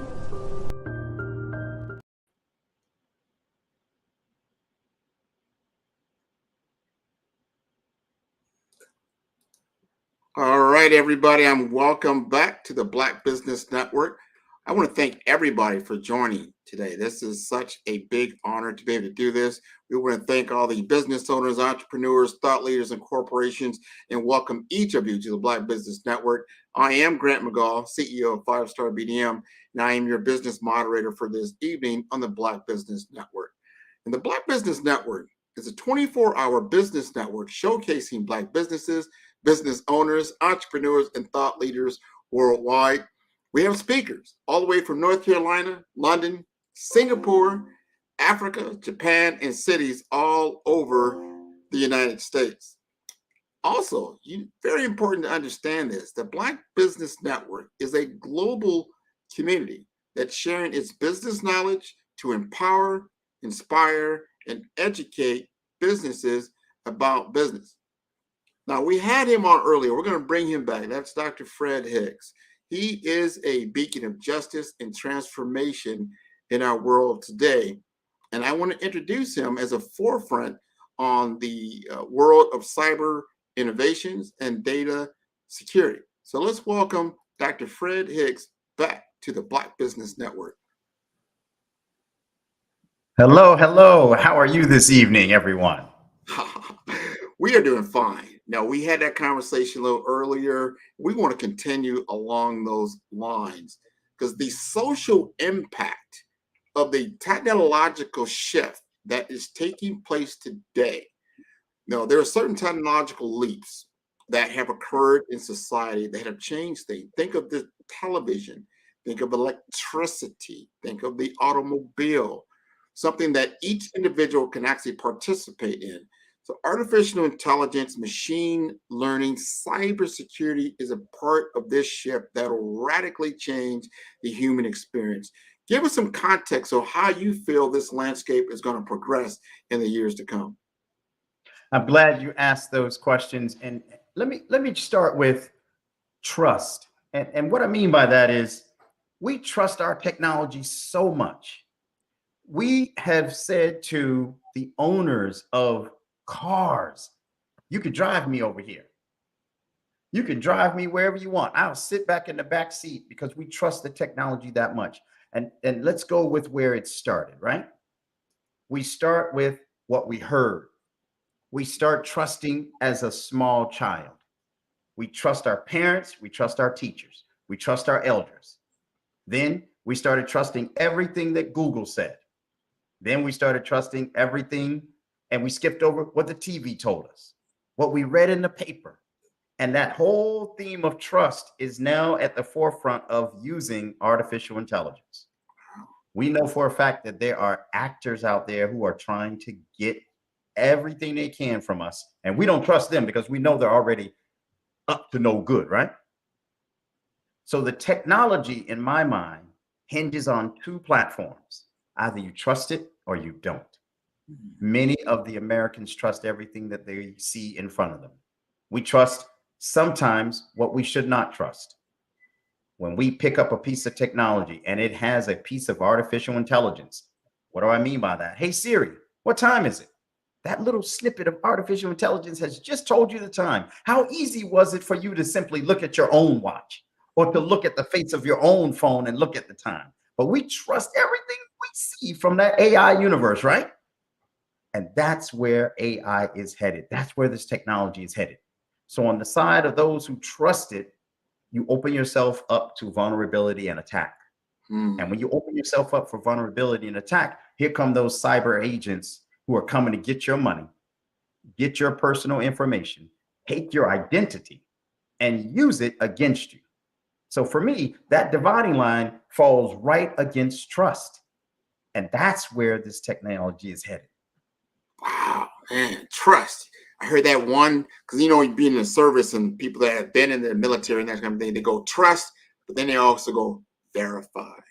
Trust, but verify. We are forgetting that verify. We must understand. It's just like somebody comes to your door and they come knocking or they ring your doorbell. You trust that somebody's there, but you have to verify the identity of the person on the other side. And that's the problem, because you definitely going, you ain't going to just open the door and let anybody in. So if you're, that's right, verify that, right? So if you're not doing it, I think that's where, you know, in the technological world, and I've been in technology 25 years. I've seen my own mom now really adopt social media and certain things. She knows how to operate, you know, a smartphone and that type of thing. I didn't think she's good with that, right? But they don't understand verify. That's Verify that missing is piece. so important because I think I'm getting 2 to 3 phishing emails a day. Does that sound about right? You are below average. You right below average. The average person is going to see 8, 9, 10 a day. And so I want to take you right through that thread where you started with that verify, that other half. So go to passwords for a minute. So you're sitting and you're creating a password so that each time that you have to log in, let's go right to the heart of it. Let's go to your bank account. You look on your bank account, and before you click, you try to log in with your password. And then we said, you know what? Password's not enough. We need a passphrase. No. Passphrase, password, that's not enough. We need a fingerprint. You trusted so fast that you click on whatever shows up on that screen, and now the evil agent shows up and says, you know what? I'm going to make the screen look like what you thought it did 5 seconds ago. Wow. And you put your finger on there, and I got you. Put your finger on it if you want to. I'm going to get you because you trust it. We don't verify much. That's what happens with the phishing. The click rate, several studies have indicated, especially those studies that have come out in the last 4 to 5 years, the average, especially Americans, is so trustworthy. They receive anything related to something in their life, and they are so fast to click. What do I mean by that? Right now, the hype is student loans and repayments. You know, you have almost 60 million people who owe debt. So if I send you a phishing email today and you look at it and you think it's from the U.S. Department of Education, you click before you even realize this is a bogus website. We don't take time to verify. We do it on the phone. We answer that phone so fast. Oh, this is Bank of America. Hold on. Bank of America is not going to call you. IRS is not going to call you. You need to call them. That's your verification.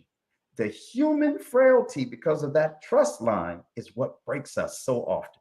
We don't bother verifying because we think we know everything around us is trustworthy. Hey, Google, what's my last name? Did you really need Google to tell you that? You didn't. You did not. That's what we're after, from navigation systems all the way through to our cell phones and our mobile devices. We trust so quickly. And like you said in the military, if you don't verify, something's wrong. Open the door if you want to, and that's what you're doing by clicking. You're opening the door and letting those evil, nefarious thoughts play out because they thought of it long before you clicked. I promise you that. I promise you, because the trillions of dollars that they're making off of it is proof. That's evidence right there. That's their verification that we suck. And, you know, especially if somebody, so we already know human social engineering, it's going to be tough because now they can mimic your voice. They can mimic your appearance. It's getting harder and harder to verify who's who, you know, especially in the digital world. And people can now look like anything they want to. However, you just got to start looking at some common sense. And you alluded to it earlier. What is it asking you to do? What is it asking you to do? And does that make sense? Spidey sense will most likely go off. All of a sudden, you get an email from Grant McGaw and says, hey, I need gas money for, and I'm going to need $300 in order to get out of this trouble. Like, why is Grant emailing me, first of all? You know, he doesn't know me like that. Why would he do that? You know, and so that goes on. And I remember getting a phishing email. I didn't realize what it was. You know, it just came in. And it was part of an association I'm with. It was a president association. And I saw his name on there. And it just came in and said, hey, I'm stuck in a meeting. I need you to go and get some those cash cards over at the Walmart, and then read me the numbers off of them, and then send them over to me so I can go ahead and get some gifts for the people that are in the room. And I'm like, oh, Oscar's asking me this. So I'm actually going over to the store till I like, let me call this off because this sounds so weird. So I finally called, and they said, no, Oscar's not. You know, he's not even at this location. Like, what? So did you really look at the email? Is that really from Oscar? Then when I looked at it and then peeled it back, I said, oh wow, that's not even from him. It was some nefarious person, but they had masked that email. And ever since then, I always check the email just to see, is it from who I think it's from? Everyone gets spearfished one time. So you were spearfished because they knew someone, obviously people are studying, and they study from the internet, right? I can go on LinkedIn and find out who is each person's boss just by glancing on LinkedIn. So if I'm evil, I'm going to write some special code that says, at this event, which we also advertise, reach out and send him that fish. Hey, it's a moment of urgency. Hey, I'm right here right now. I need you to go get those cards and go make sure right away. And you think, wait a minute, that's the boss. I need to make sure that happens. That spearfishing is working. They got you right where they want you, and they take you for that ride. Unfortunately, the average American is losing about $1,800 each time that happens. Wow. If it happens in an office where you work and you're the one who clicked and you should not have, it could cost you your job in some cases. We have to wake up. And when we wake up, we have to put it all together. Every moment in front of a machine, whether it be a deep fake or a simple phishing email or spear phishing email, a complicated email, or someone vishing you over that phone, you need to think, is this really? Did my auntie really want me to go because my nephew's been kidnapped and go to my bank and take out $10,000 and send it in cryptocurrency to her? Wow. I'm not sure. The minute you think about it, you realize, wait a minute, come on now. This can't be reality. I'm trusting a little bit too much. But that level of vulnerability, that hint of trust is what a lot of evil actors are relying on, because Americans are losing trillions of dollars.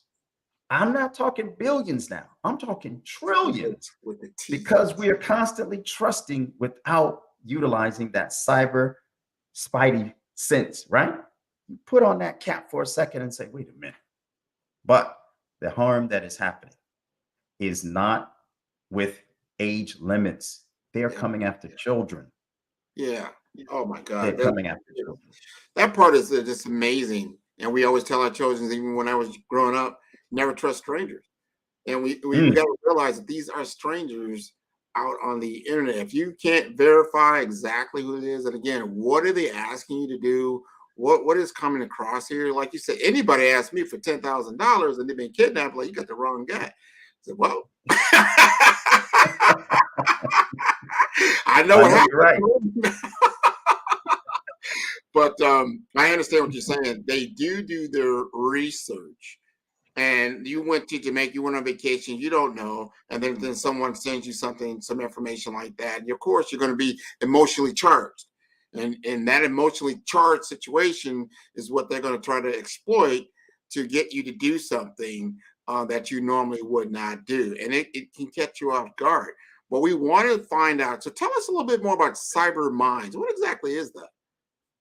Our friends at Cyber Minds, and I'm one of the founders, we are a conglomerate of doctorates who have decided we're going to help and we're going to give back. Our entire existence has been not only through fortune, but hard work. And we are exhausted watching hundreds and thousands of dollars leave our trusted hands from grandparents to children, that we've decided we're going to create a not-for-profit. And with this not-for-profit, we're going to start not only with trainings, but moments like this, where we say at a grassroots and a down-to-earth level.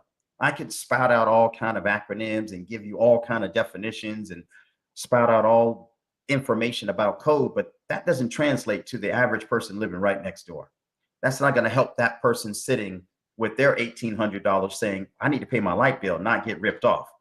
Cyber Minds is a group of wonderful individuals who we all graduated from the same doctoral program, and we've decided we're going to shape a new future in cyberspace, a new future in privacy, and a new future in how to ensure that everyone has a fighting chance to learn with every moment that we exist from here forward. We're in our grassroots, we're in our infancy. You will see a launch coming soon.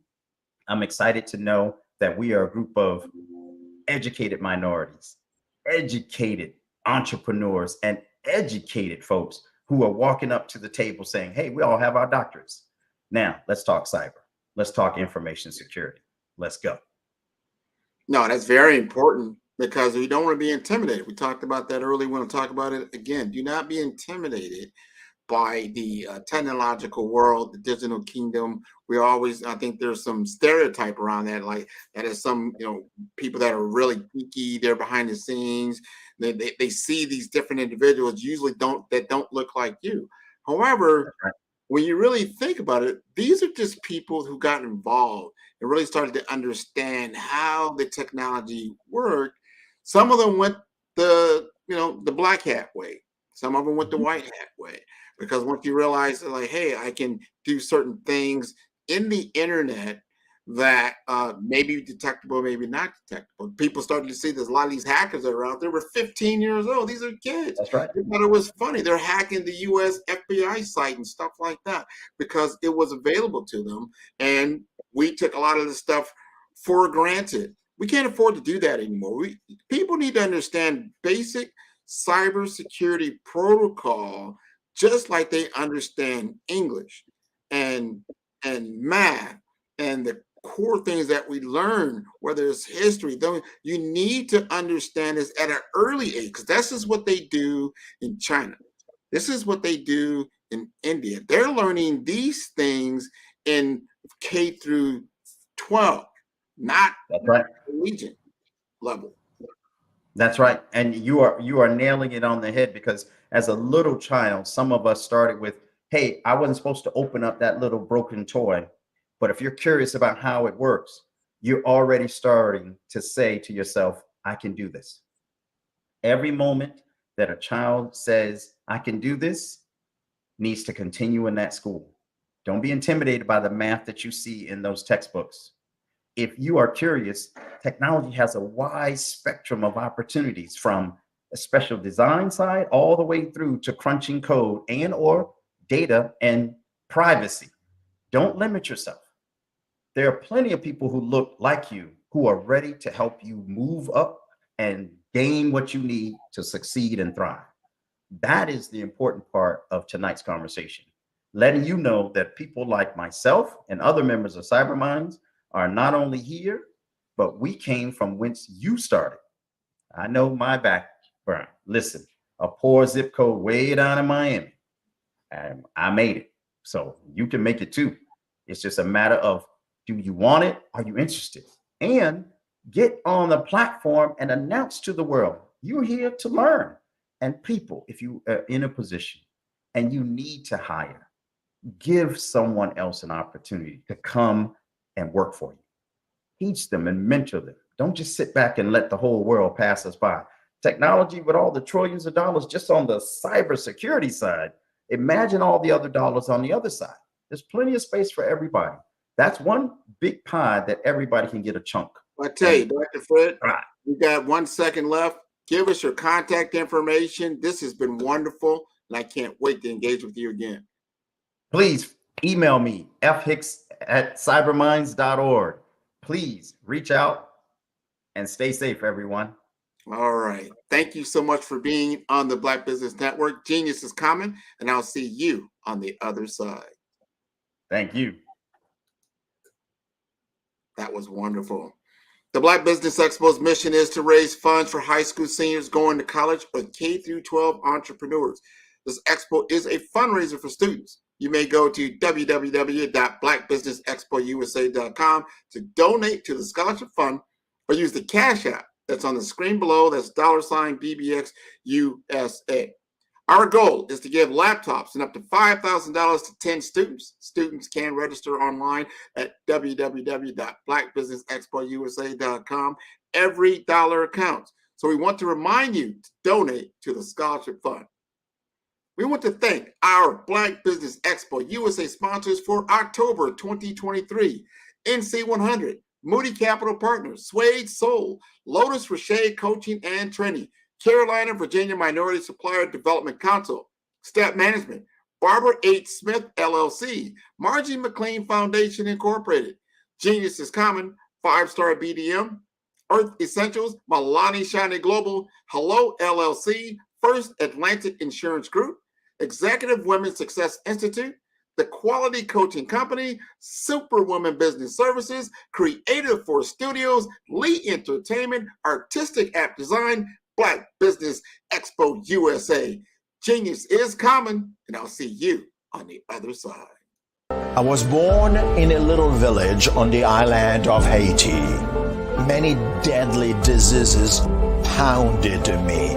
It is as if they were on a mission to end my existence on this earth. I refused to give up. In 1983, I left Haiti and came to the United States of America. And I came with $5, 2 shirts. I didn't speak any English. I came to Atlanta. I got a job. I was a doorman. I was a doorman with a dream. What I used to come on stage. I'd rehearse this moment that I'm standing in front of you. That's the power of a dream. Maybe today is the day you begin acting as if you already have it. And then step out with full force. Take a risk. No condition is permanent. Don't let your situation distract you. You are chosen. You are called. You are born for a purpose in this life.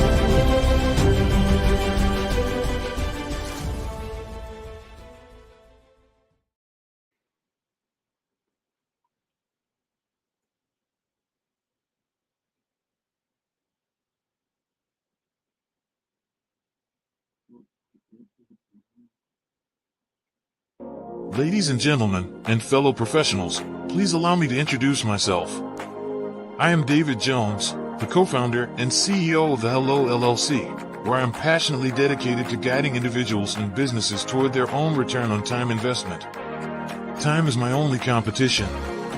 With over 20 years of experience as a corporate C-level executive, I bring a wealth of knowledge and expertise to the Hello LLC. My career journey has been marked by a relentless pursuit of excellence in marketing.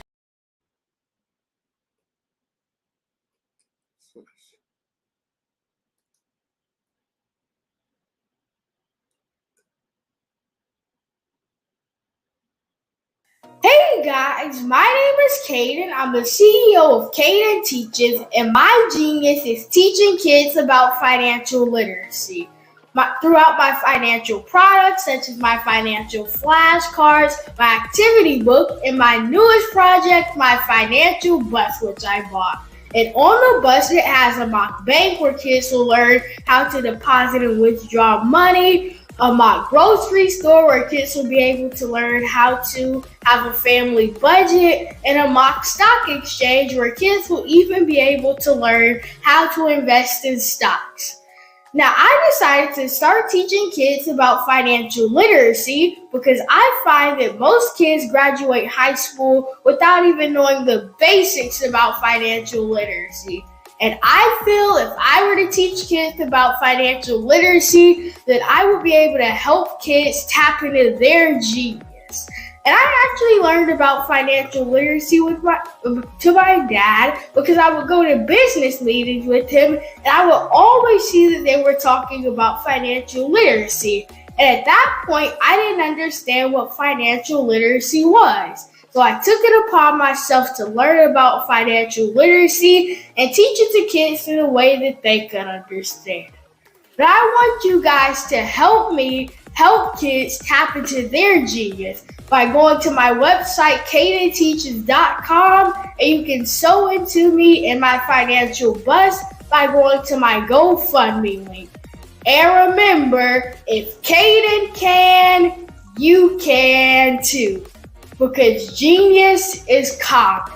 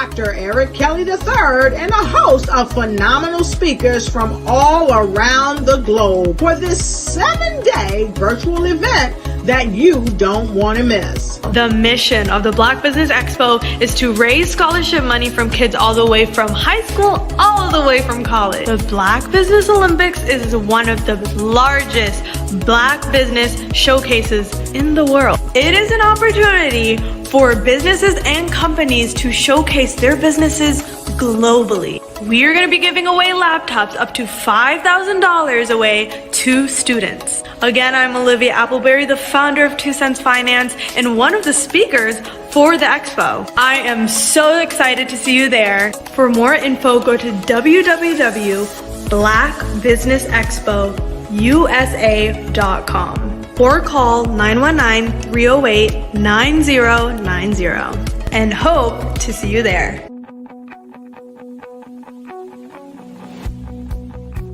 I am Black business. From the moment I wake until the time I sleep. Yes, I am Black business. I am Black business. Tell me, are you Black business? I am Black business. Do you support Black businesses? Listen, I support Black business because I am Black business. Black Business Expo, one of the largest business showcases in the history of Black business in the world. The world! Sign up today at www.blackbusinessexpousa.com or call 919-308-9090. I am Black business.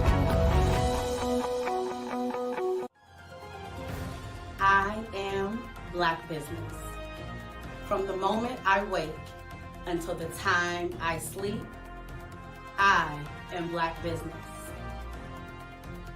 I am Black business. Are you Black business? I am Black business. Do you support Black businesses? I support Black business because I am Black business. Black Business Expo, one of the largest business showcases in the history of Black America in North Carolina. Sign up today at www.blackbusinessexpousa.com or call 919-380-9090. I am Black business. I am Black business. From the moment I wake until the time I sleep, I am Black business. I am Black business. Are you Black business? I am Black business. Do you support Black businesses? I support Black business because I am Black business. Black Business Expo, one of the largest business showcases in the history of Black America in North Carolina. Sign up today at www.blackbusinessexpousa.com or call 919-380-9090. I am Black business. I am Black business. From the moment I wake until the time I sleep, I am Black business. I am Black business. Are you Black business? I am Black business. Do you support Black businesses? I support Black business because I am Black business. Black Business Expo, one of the largest business showcases in the history of Black America in North Carolina. Sign up today. How many times have you been asked to help someone you didn't even know, a student, a business entrepreneur, or did you ever even ask, where did they end up? that business, that friend, that entrepreneur. Well, just maybe they ended up in a gang, bankrupt, homeless, or worse, dead. Maybe they turned to crime, drugs, and alcohol. Did you ever wonder? Did you destroy their dream, or was your life always so easy? At the Black Business Olympics, we started a movement to help students complete. Give them hope and foster success.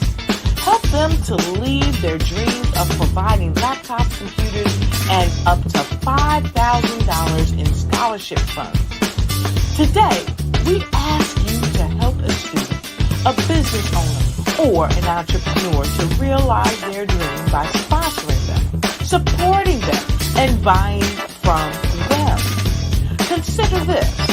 With $1.6 trillion in our Black community, we only ask for a small donation for our students, our businesses, and our entrepreneurs. And you can change a life today. So I ask you, what are you going to do? Sit on the sideline and watch our students in high school be losers, miss out on their dream from lack of resources? Or are you going to donate to the movement and change their future and yours as well? Give us a call today at 919-308-9090. Change their life by investing with action to the Black Business Olympic Fund. The Black Business Olympics, one of the largest business showcases of Black business in the history of the world.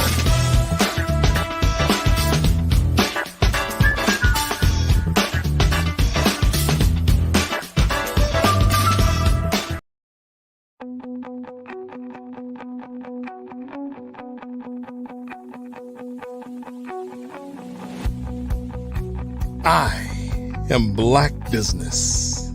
From the moment I wake until the time I sleep. Yes, I am Black business. I am Black business. Tell me, are you Black business? I am Black business. Do you support Black businesses? Listen, I support Black business because I am Black business. Black Business Expo, one of the largest business showcases in the history of Black business in the world. The world! Sign up today at www.blackbusinessexpousa.com or call 919-308-9090. I am Black business. Did you know that approximately 333.34 million businesses exist today, according to a report from 2021? And you may be one of those businesses, or maybe you're not in the business market yet, but you're aspiring to be a business owner.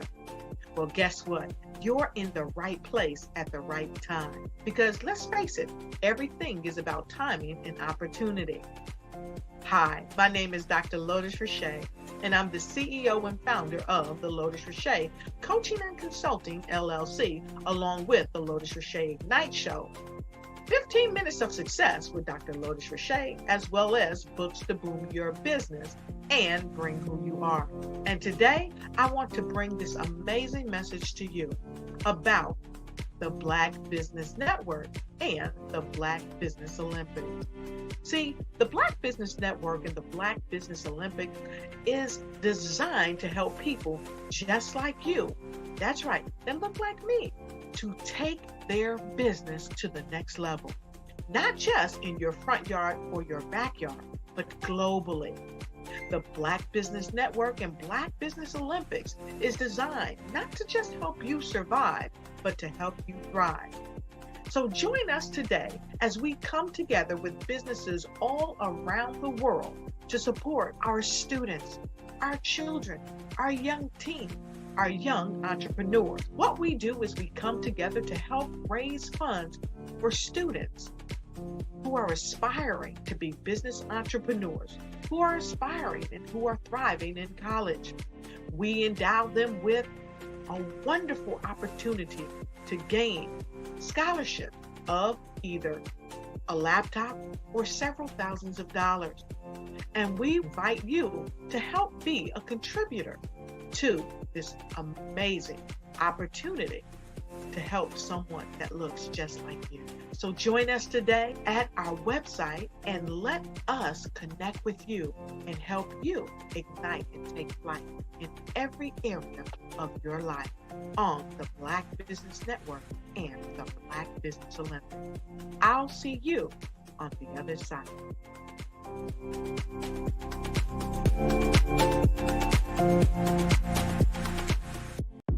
The Black Business Network and Black Business Olympics are essential platforms for Black business owners globally.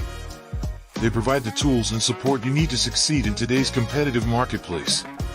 Join us today as we collaborate together with businesses from around the world to support our children, students, and young future entrepreneurs, Black businesses and corporations. We raise funds for students going to college and young entrepreneurs who are aspiring to be business owners, and we invite you to be a contributor today. Visit the website www.blackbusinessexpousa.com to connect with and learn more about how the Black Business Network and Black Business Olympics can help you not only share your amazing business story to businesses, but also serve future generations. Hello, my name is David Jones, CEO and co-founder of the Hello LLC, where we help businesses build a culture, brand and experience, and leverage technology to pivot into Web3.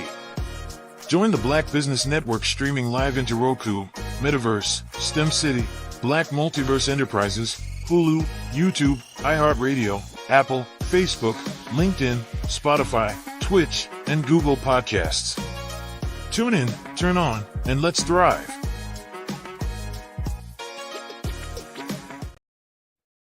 Hey everyone, it's Grant McGaw, CEO of 5-Star BDM and host of the award-winning Follow the Brand podcast and TV series, where I help you to build a 5-star brand that people will follow.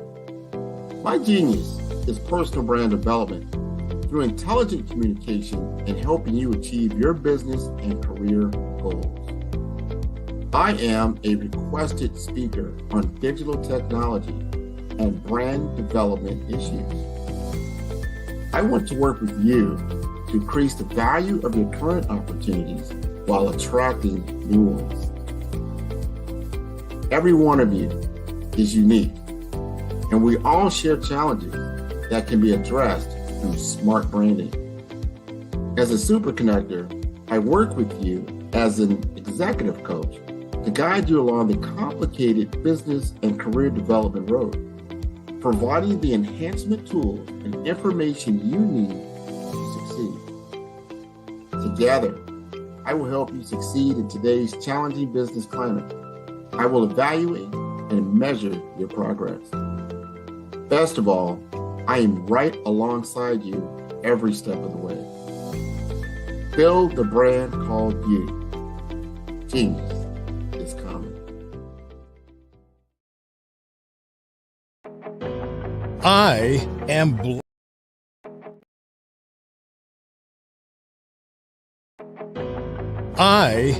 Black business. From the moment I wake until the time I sleep, I am Black business. I am Black business. Are you Black business? I am Black business. Do you support Black businesses? I support Black business because I am Black business. Black Business Expo, one of the largest business showcases in the history of Black business in the world. Sign up today at www.blackbusinessexpousa.com or call 919-308-9090. I am Black business. Hello, everyone, and welcome back. Business owners, entrepreneurs, thought leaders, and corporations. Welcome to the Black Business Network. My name is Grant McGaw, CEO of 5-Star BDM. I'm your business moderator for this evening on the Black Business Network. The Black Business Network is a 24-hour business network showcasing Black businesses, business owners, entrepreneurs, and thought leaders worldwide. We have speakers from North Carolina, London, Singapore, Africa, Japan, and cities all over the United States. The Black Business Network is a global community sharing its business knowledge to empower, inspire, and educate businesses about business. I want you to meet Will Baptiste, a trilingual Haitian native now residing in Quebec, Canada. His journey has brought him to the initiative that we call Will to Rise, which is a testament to his resilience. From enduring various forms of abuse, grappling with personal losses, to navigating through life's toughest storms, Will emerge stronger, more determined, and with a mission to empower men globally to rise above adversity. He's not just a storyteller, but a beacon guiding others through the challenges and pushing them towards triumph. Passionate about healing and transformation, Will is dedicated to helping men become authentic versions of themselves, transforming trauma into triumph. Let's welcome the indomitable spirit of Mr. Will Baptiste. All right. Thank you very much. I appreciate it. The business aspect of the AAA effect: awareness, acceptance, and action. Last time I was just interrupt you just for one moment because I want to get you to get ready because you're ready to rock. I see that already. You're ready to get it on. So we're going to let you go. I'm going to let you know that genius is common, and I'll see you on the other side. You may continue. All right. Thank you. I appreciate it. Ladies and gentlemen, the business aspect of the AAA effect: awareness, acceptance, and action. Last time I was on this network, I spoke on the topic redefining masculinity, embracing men's emotion. And today, I'm speaking on the business aspect of the AAA effect. Again, awareness, acceptance, and action. You see, as a former brick and mortar business owner, a former gym owner from 2014 to 2019, I know firsthand the struggles small business owners go through. I choose to speak about this topic because based on my experience, who you all will bleed over every aspect of your life, whether it's friendship, relationship, or business. It is an honor for me to be able to share my lessons and my wins with anyone hungry to learn. So you notice I didn't say my losses and my failures, because everything that I've learned, there were not losses, there were not failures, there were lessons and wins. And I am a proud Black-owned business. I am proud everything. And I want to just acknowledge the David Jones for bringing me back again one more time to be part of this phenomenon. And also I want to thank Black Business Olympics and the audience as well for having me a second time. Now, some of you may or may not know, my name is Will Baptiste, born in the beautiful island of Haiti. I later moved to Florida, where I graduated from high school while I was playing football.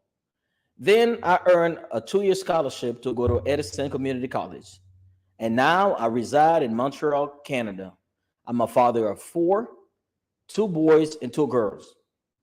Now, I specialize in empowering high-functioning men to embrace their emotions and their vulnerability, guiding them toward emotional freedom and mastery.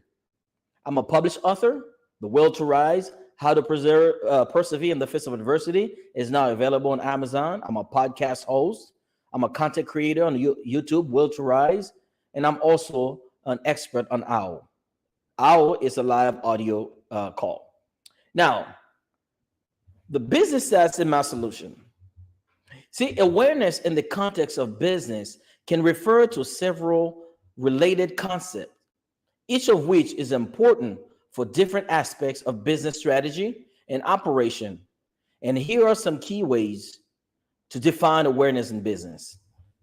See, as a former business owner, I had to first be aware of who I am. Because let's face it, no matter how the business that we have, we represent that business. So we have a brand. And the question is, are we aware of who we are? Because the brand awareness is the extent to which customers and general public recognize and recall a company's brand. It measures how familiar people are with your brand and what it represents. High brand awareness can lead to increased customers' trust and loyalty.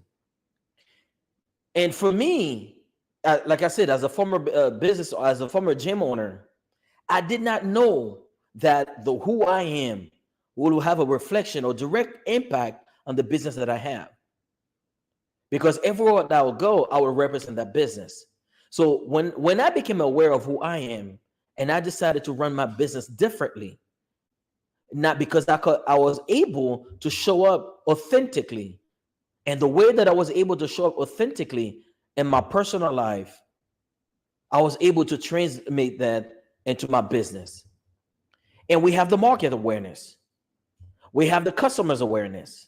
We have products awareness, competitive awareness, crisis awareness, social environmental awareness, data and analytics awareness, employee awareness, financial awareness. So we have all this awareness when it comes to our business. Now let's talk about a little market awareness for a little bit. This refers to a company's understanding of the current market condition, trends, and competitors. Being market aware means staying informed about an industry development and consumers' preferences. It is essential for making informed decisions and staying competitive. Because if we're not aware of the competition, if we're not aware of how the market is growing or not growing, we're gonna find ourselves behind the 8 ball. And let's talk about customers' awareness. And this focus on how well our target customers know about our products and our services. And a high level of customer awareness is vital for generating interest and attracting potential buyers. Now, let's talk about product awareness. This relates to the extent to which consumers are aware of a specific product or product line within your portfolio.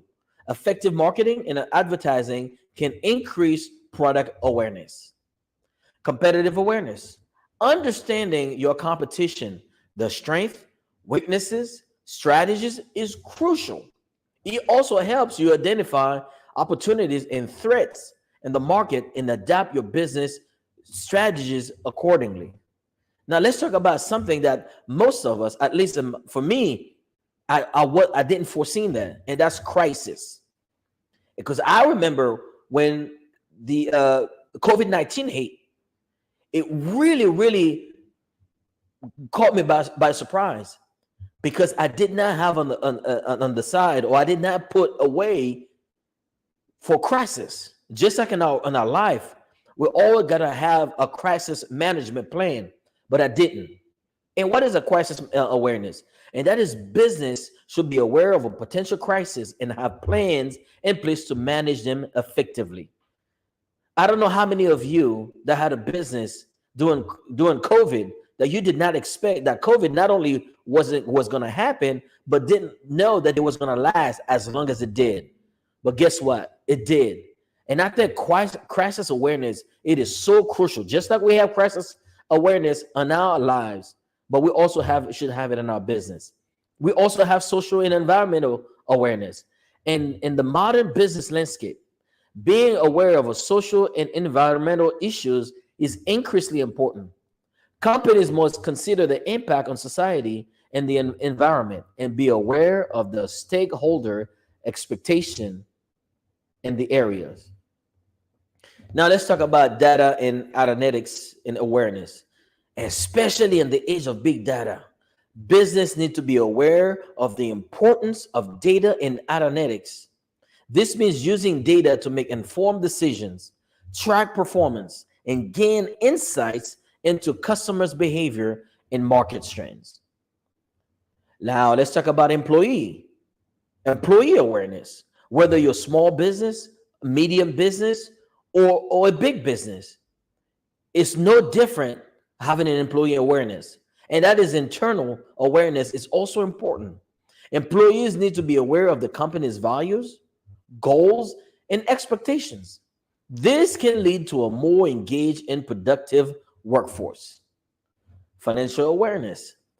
Businesses need to be financially aware, meaning they understand their financial position, cash flow, and the financial implication of their decisions. Financial awareness is crucial for maintaining stability and growth. And defining and cultivating awareness in this various aspect of business can be a key part of strategic planning and decision making. It often involves research, analysis, effective communication, and adaptability to change circumstances. The level of awareness in a business has in this area can significantly impact its success and in sustainability. Now, accepting this business refers to acknowledgement and agreement with certain conditions, terms, or proposals that are put forward during various business transaction or interaction, and it can also be understood in several contexts within the business sphere. We have also product acceptance. We have also all those awareness of this business needs to be in place. Now, what is the correlation between a business aspect awareness versus a personal aspect? And as I mentioned earlier, the way that we carry ourselves, the way that we go about doing things in our personal life will have a direct impact, because we cannot separate ourselves from who we are and how we run our business. And that's something that I had to learn very, very hard, understanding that the way that I run my life, the way that I run my house will have a direct impact on the way that my business is ran. And let's face it, having a family is another type of business. So it is hard for one person to be successful in his personal life and fail in his business, or vice versa. Can it happen? Absolutely. But I can almost guarantee that if you are successful in your personal life, there's a high chance that you're going to be successful in business. And if you are successful in business, there's a high probability that you might also be successful in your life. Now, does that always happen? No. But I can almost guarantee you, at least for me, when my marriage started failing, and there was a direct impact also on my business. Now, let's talk about acceptance. Remember, we're talking about the AAA effect. Now, we talked about awareness. Now, let's talk about acceptance. Personally, for me, acceptance is understanding that I had to accept the fact that I was born in a country that I didn't have any control over. I was born in a family I didn't have any control over. Things did happen in my life when I was a young boy I didn't have any control over. The school that I went to, I didn't have any control over that. So those are the things that I had to accept. But 40 years later, I cannot continue to live my life and blaming the country that I was born in, the family that I was brought in, or the school that I went to. At some point, I had to take accountability for my life and say, no, it's no longer me against the world. It is now me against me. And I had to accept the fact that things did happen in my life that I cannot change. Now, how do we bring that into business? Well, I'm glad that you asked. Number one, we have product acceptance. This refers to the willingness of consumers or clients to adopt and use a company's products or services. It is crucial for the success of any product or service offering. Again, market acceptance. Market acceptance implies that a product or service has gained a significant level of approval or demand within the specific market segment. It often involves customer satisfaction, a positive feedback, leading to increased sales and market share. Payment acceptance. In the realm of financial transactions, acceptance is the acknowledgement of payment methods, including credit cards, digital wallets, or other forms of payment. The broader the range of accepted payment methods, the more customers a business can cater to. Technology acceptance. We live in a day and age where we cannot get away from technology. In today's technologically driven world, business need to assess the acceptance of new technologies, whether it is internal system, software, or tools to ensure seamless integration and efficient operation. Contract acceptance. This refers to the mutual agreement between parties involved, and a contract signifies the acknowledgement and approval of the terms and conditions outlined in a legal agreement. Cultural acceptance. Companies operating in a diverse environment needs to consider cultural acceptance. Where you are, the sector, what are the predominant people that lives there. This involves understanding and respecting the cultural norms and values of communities in which they operate. For example, if you go to a Latino community, you might have to operate differently. If you go to an African American community, you might have to operate differently. Or if the vast majority of your clients are certain culture, you may have to accept the fact that you have to cater to them. Now let's talk about change acceptance. Business often undergo changes such as organizational restructuring, technological advancement, or process improvements. Acceptance in this context refers to the acknowledgement and willingness of employees to adapt to these changes. And then we have policy acceptance. Now, certain policies now will have to cater also to the environment. In the realm of governance and compliance, policy acceptance implies the acknowledgement and adherence to specific organizational policies and procedures. And it is absolutely crucial for maintaining a transparent and compliant business environment. Innovation acceptance. In the context of business innovation, acceptance refers to the willingness of stakeholders, including employees and customers, to embrace new ideas, technologies, methodologies that can drive business growth and development. Understanding and fostering acceptance with these various aspects of business is crucial for the smooth functioning and growth of any organization. It often involves effective communication, transparency, and the ability to address concerns and adapt to changing dynamics within the business environment. In the context of business, now, when we talk about acceptance, at least for me and personally, I had to accept, even in relationship, I had to accept my partner's past, flaws, and shortcomings. I had to accept the fact I'm a human being, after all, that I don't have it all together, especially as a man. Accept the fact that we have emotions. Accept the fact that we can be vulnerable and we should be vulnerable. Accept the fact that we don't always have it together. Those are the things, the hard things that I had to accept as a man, as a human being. I had to accept that I don't have control over my children. I had to accept that I don't have control on everybody. Sometimes I don't even have control. I had to accept that I don't have control of my own thoughts, because I get anywhere between 20 to 60,000 thoughts a day. Imagine me trying to control those thoughts. So I had to accept them. There are things. Now, there is a difference between tolerance and acceptance. Now, I'm not saying to tolerate things, but I'm saying there are certain things in life that we have to accept. We do not tolerate disrespect, but we have to accept the fact that some people will be disrespectful. We do not tolerate violence, but we have to accept that at certain places there will be violence. We do not tolerate any form of abuse, but we have to accept that there will be abuse in this world. But when we can accept that, when I can accept there are things in this life that I cannot control, that's when I realize that I no longer have to live in the past. I can live in the present moment. And knowing the fact that I cannot control the future, and not being able to control the past decrease my depression, and not so focused on my future decrease my anxiety.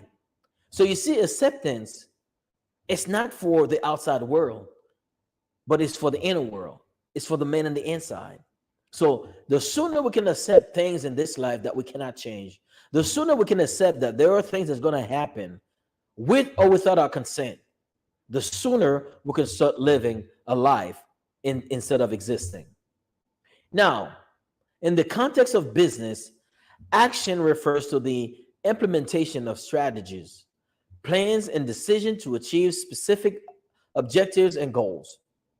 It encompasses a wide range of activities that contribute to the overall functioning and success of a business.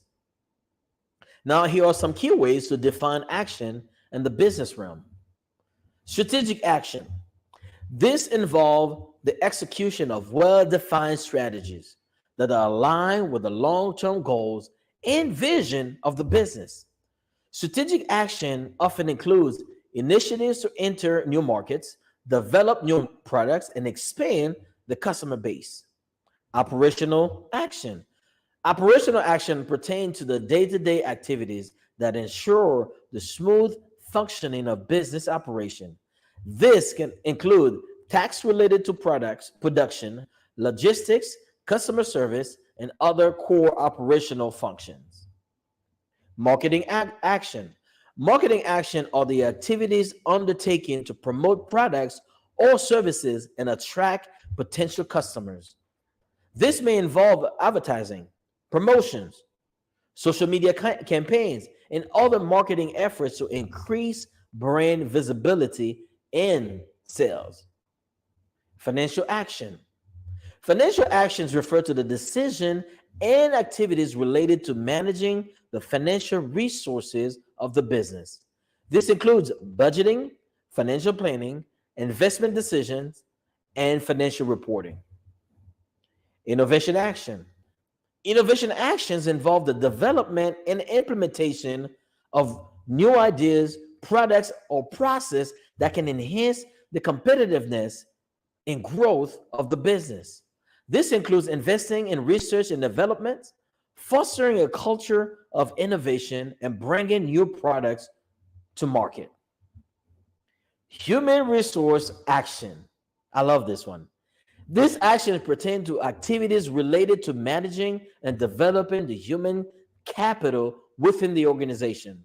This includes recruitment, training, performance management, and employee development initiatives. Risk management action. Risk management action involves identifying, assessing, and mitigating risks that may impact the business. This includes implementing strategies to minimize financial, operational, and market risks. Sustainability action. With growing environmental concern, businesses are increasingly focusing on sustainability action, which involve initiatives to reduce the environmental impact of their operations and products. This may include adapting eco-friendly practices, reducing carbon footprint, and promoting social responsibility. Customer action. Customer actions are the activities that aim to improve customer satisfaction and loyalty. This includes providing excellent customer service, gathering and implementing customer feedback, and building strong customer relationships. Understanding and effectively implementing these various actions are essential for achieving business objectives. Maintaining competitiveness and ensuring long-term success is a dynamic and competitive business environment. Successful business often have a clear understanding of the different types of action required and can execute them efficiently and effectively. It appears there might be a typo in our question. Now, action in the business context refers to the step, decision, and activities taken to achieve specific goals and objectives. It encompasses a wide range of activities business undertaking to implement strategies. Now, personally, and in business, I think it is essential to turn strategies into ideas, into action, to make progress, to achieve desired outcomes. Action is the bridge between planning and results. And it often involves setting priorities, allocating resources, and monitoring progress to ensure that the business is moving in the right direction. Effective action is a cornerstone of business success. Now, personally, action for me looks like this. It's doing for myself what I want other people to do for me. Now, you may ask yourself this question: why the AAA effect? Why the AAA effect in the business aspect? Well, the AAA effect not only applies in business, but it applies in our lives. It applies in our relationship. How aware are we of our partners? How aware are we of our own selves? How aware are we in our environment? That can also apply in our emotions. How am I feeling right now? What I'm feeling, what types of emotions that are going through my vein right now? Now let's talk about the acceptance. Again, earlier I alluded to the acceptance of oneself. I'm Black. There's nothing I can do to change that. I have accepted that. I have accepted that I'm not as tall as other men. I have to accept that. But I have my qualities. So once I start focused on what I do have and what I can control, then I just remove a load of anxiety on myself. Now, action. Action, again, is doing for ourselves what we want somebody else to do for us. Because nobody's coming to save us, now either in our business, in our relationship, or ourselves. So I think it is crucial. I think it's absolutely important that when we come to the understanding of who we are, when we come to the understanding that things in this life, whether it's personal, whether it is business, or whether it's on a relationship, it all comes down to, my experience, these three things. Because these three things, the AAA effect, are the building blocks of who I'm becoming, of my business, and how I operate on a day-to-day basis. I love the AAA effect because without them, I don't know what I would be today. And that's the reason why I wanted to share that with you guys. And I know this is a business network, and I wanted to bring that person, because before we have a business, before we become a business owner, we are human. And we can't separate ourselves from the things that we do. When we do that, we detach ourselves, so we're no longer ourselves. We're no longer showing up authentically. And I used to do that, and I used to find it very difficult to operate one way and to be another way. Now, I don't know about you, and I don't know how you operate in your life, and I'm not here to tell you how to operate in your life. But what I will ask you is to take a good look at yourself and ask yourself these three questions. Am I aware of who I am? Because when we are aware of who we are, then we can better present ourselves to somebody else. Because if I don't know who I am, how can I say to someone, well, I am well Baptist, this, and the third? I'm not fully aware of who I am. I'm not fully aware of my abilities. I'm not fully aware of what I'm able to bring to this world. I'm not fully aware of my worth. So therefore, I settle for everything. I settle for anything. I let people walk all over me because I'm not aware of who I am. But that awareness is what we want to bring into our business. That awareness is what we need to bring in our day-to-day life. Acceptance. Accepting that people are not going to like your business. People are not going to like your products or services. That's okay. Because you're not for everybody, and neither everybody is for you. We have to accept that. It has nothing to do with me. It has nothing to do with rejection. It has nothing to do with whether they like me or not. The business that I'm in, the products that I'm serving, that I'm offering, the services that I'm providing, it's not for them, and that's okay. And I have accepted that. You can still love them. And last but not least, the actions that we're going to take, it should not be based on someone else's opinion. It should not be based on someone else's approval, whether it's in business, whether it's in our personal life.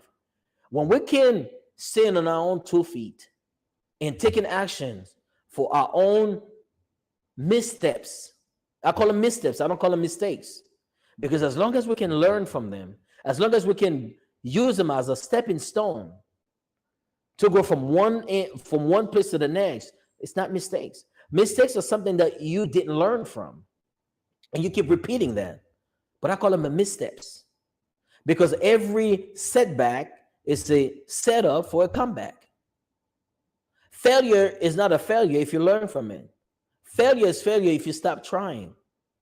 And that's pertaining to everything in your life, whether it's business, your relationship with yourself, with your partner, with your spiritual guide. I think awareness needs to be in every aspect. Me as a father, I had to be aware that my children are their own person. Although I want them to be like me, although I want them to listen to me, but I had to be aware that they are their own person. I had to accept the fact that they're going to grow up and do their own thing. I had to accept the fact that they're going to make the wrong choices. They're going to take action that goes against my morals and values, that goes against my needs and wants and my negotiables and non-negotiables.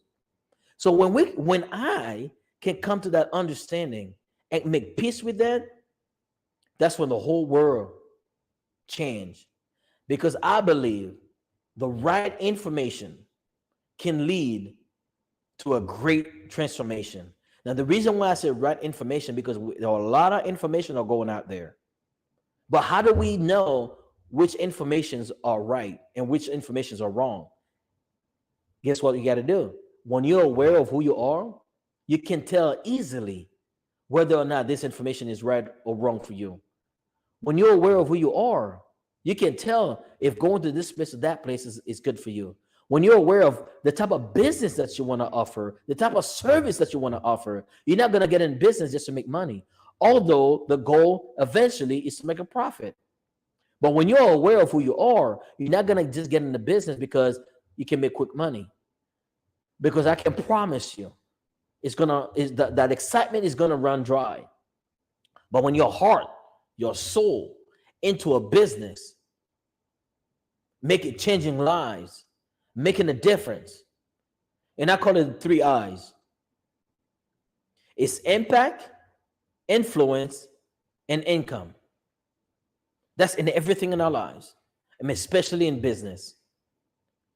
What kind of impact are we making in this world through our business? What kind of influence is our business is having in our community? And are we making a profit to be able to pour back into the impact and the influence? This has been such a pleasure, such an honor for me to come back once again on this platform to share with you guys. My name is Will Baptist, and as my uncle Les Brown would say, it has been a plum pleasant pleasure and a privilege to be among you beautiful people. That was amazing, Will. Listen, you hear all that applause? That's a worldwide applause. I felt that from your heart, the wisdom, knowledge, and information that you just poured out to all of us is amazing, and something we all need to take to heart. Little by little. That's the kind of speech that you can't take all at once. You gotta I need 5 minutes here, I need 5 minutes there. I need to put this in my audio play, wherever it is on Apple, it's on this or that, and listen daily to get that inspiration. Thank you so much for being on the Black Business Network. Appreciate it. Thank you very much. And we need to contact you. We need to contact you. I don't know if you dropped that now, but how do we get more information about Will? Absolutely. Thank you. I'll meet willtorise.com. That's my website.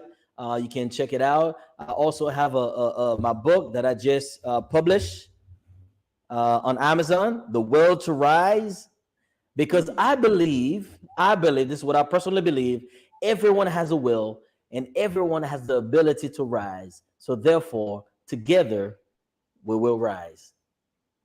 Absolutely. I'm with you, lockstep with that. We all have been given certain capabilities and abilities. We have to utilize them. And I see you are utilizing yours at a very high level. I really appreciate you. Genius is coming, and I'll see you on the other side. Wow, fantastic. I've encouraged everybody here to continue to tune in to Will Baptiste. The Black Business Expo's mission is to raise funds for high school seniors going to college or K-12 entrepreneurs. This expo is a fundraiser for students. You may go to www.blackbusinessexpousa.com to donate to the scholarship fund or use the Cash App that's on the screen below. That's $BBXUSA. Our goal is to give laptops and up to $5,000 to 10 students. Students can register online at www.blackbusinessexpousa.com. Every dollar counts, so we want to remind you to donate to the scholarship fund. We want to thank our Black Business Expo USA sponsors for October 2023.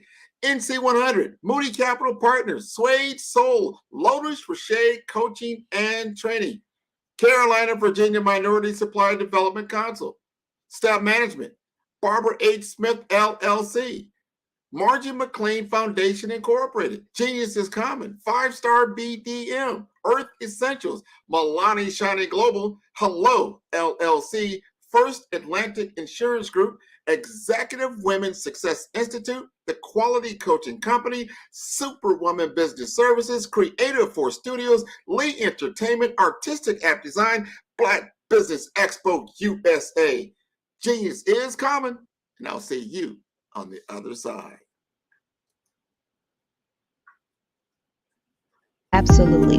So our coaching program help people that have the lack of time, that lack strategies, and lack the confidence to go after their dream life. So we help them implement tools. We help them implement. I love to leave the inherited lack of finances or the education behind finances. But it wasn't until I lost my firstborn, my only son, that life changed for me. And where I was going after it all, living the corporate life, hit my 6-figure income, and living in my dream house with my dream man, driving my dream car. Wow. I nearly lost it all when I lost my son. And so I realized it only takes one financial catastrophe that can change your entire life. That's what made me start All New Beginnings. Because no matter what's going on in life, there's a new beginning. And because of that, we develop a program called Wise Minded. My little slogan is, don't just dream it, let's live it. If they want to connect with you or work with you, what is the best ways for them to be able to do that? Well, for my social media guru, you can connect with me on every single social media platform as Tanya T. Miles.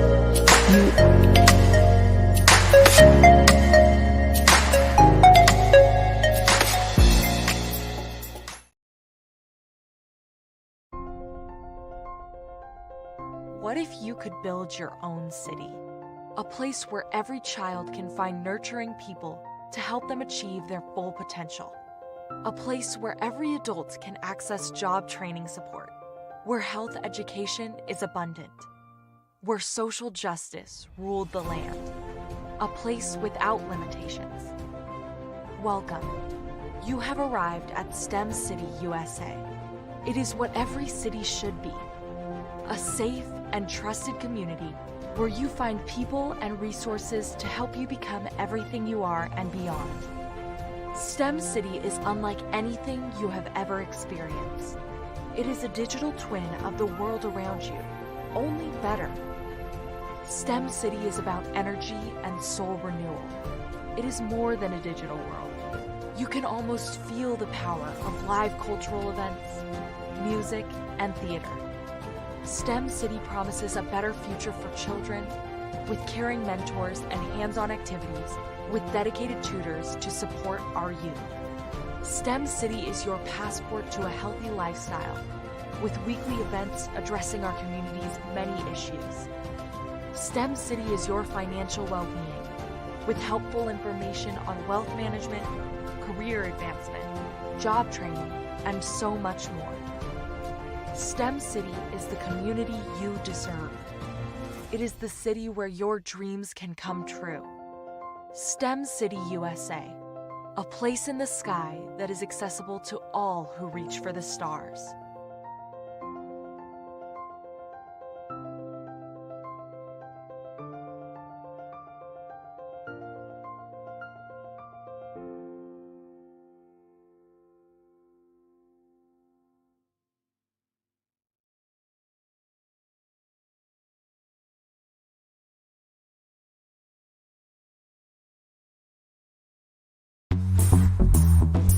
Attention all entrepreneurs and companies. Are you looking for reliable and efficient virtual assistants and back office support to help you manage your business tasks? Look no further than Superwoman Business Services.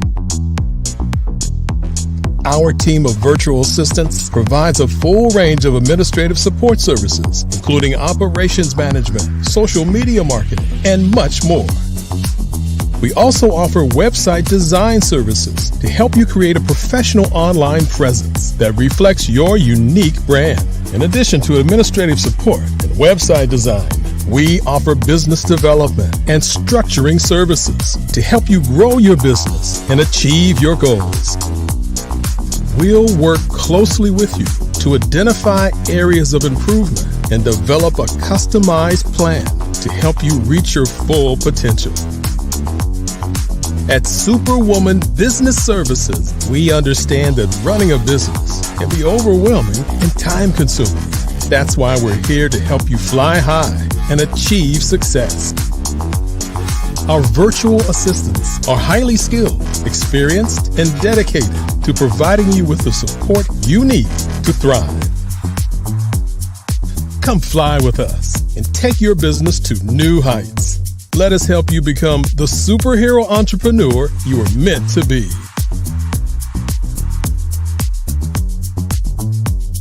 Contact Superwoman Business Services today to learn more about our back office support services. Come fly with us and take your business to new heights.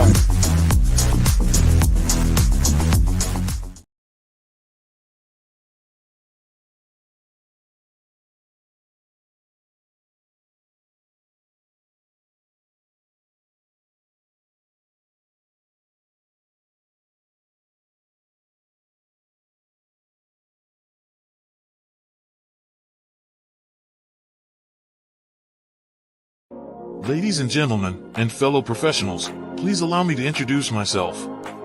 I am David Jones, the co-founder and CEO of the Hello LLC, where I am passionately dedicated to guiding individuals and businesses toward their own return on time investment. Time is my only competition. With over 20 years of experience as a corporate C-level executive, I bring a wealth of knowledge and expertise to the Hello LLC. My career journey has been marked by a relentless pursuit of excellence in marketing, strategy, and business management leadership.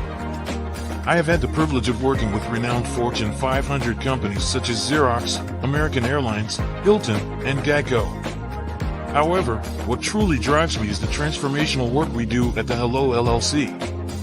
We are pioneering a new approach to business in the metaverse, where we empower businesses and individuals to build strong foundations, automate their processes and systems, while thriving in the ever-evolving digital landscape. More than just a 3D digital marketing agency, the Hello LLC is truly a community built on love, kindness, and integrity. We want more for you than from you. As I often say, collaboration is the new competition. In an era where time is the most precious commodity, I am here to guide you toward your own return on time investment, because if time was sold in stores, it would be sold out. With a deep commitment to excellence and a strong belief in the power of community, I don't just lead a company, I lead a movement into the future of business. Ladies and gentlemen, it is both an honor and a pleasure to be your guide on this remarkable journey. I am David Jones, and together, we will embrace a future marked by success, collaboration, and the transformative work we do at the Hello LLC. Hello stands for helping everyone live life optimally. So, let's make that pivot together and start living life optimally today. Are you an innovative entrepreneur or business owner ready to embrace the future of business transformation? The world is evolving at an unprecedented pace, and it's crucial to adapt and pivot towards success in this dynamic landscape. At the Hello LLC, we are dedicated to guiding you through this transformative journey, offering a comprehensive suite of services that extend beyond the metaverse and 3D immersive experiences. Our mission is to empower businesses and brands by assisting them in building, branding, systemizing, and automating their operations. We specialize in steering businesses from a two-dimensional existence to a thriving three-dimensional presence, where opportunities abound. We help businesses harness the power of technology to work smarter, not harder, enabling them to operate efficiently and stay ahead of the curve. Our diverse range of services includes Our Biz in a Box is a complete business solution package designed to jumpstart your entrepreneurial journey. From strategic planning to digital infrastructure, we've got you covered. Your one app, one tap solution. Our Motion Work AI videos transform your brand storytelling with our cutting-edge AI-driven video production, captivating your audience like never before. Our 3D VR environments will step you into the future of immersive experiences. With our custom 3D virtual reality environments that engage and captivate your customers. Lastly, in our Pivot membership program, we offer tailored guidance and support to either show you, teach you, or take care of the transformation process for you. According to a 2023 study by Fundera, a staggering 28% of small businesses in the United States do not have an online presence. This statistic underscores the importance of embracing digital transformation. Having a website is more than just an online presence, it's a gateway to unlocking numerous benefits, including reaching a broader audience, showcasing your products or services, generating leads and sales, establishing trust, providing customer support, and maintaining competitiveness within your industry. The Hello LLC is committed to helping you excel in all these aspects of modern business, not just limited to the metaverse alone. Why should you choose the Hello LLC to navigate this transformational journey? By partnering with us and harnessing cutting-edge technology, you can provide immersive experiences for your customers, expand your global reach, reduce operational costs, and enhance brand recognition, all while working with a company that holds integrity in high regard. Our commitment to ethical and principled business practices ensures that your journey towards success is not only innovative, it is also firmly rooted in trust and transparency. Don't wait. Take the first step towards a brighter business future. Contact us today to explore how we can support you in developing a remarkable digital presence and immersive experience that will leave a lasting impression.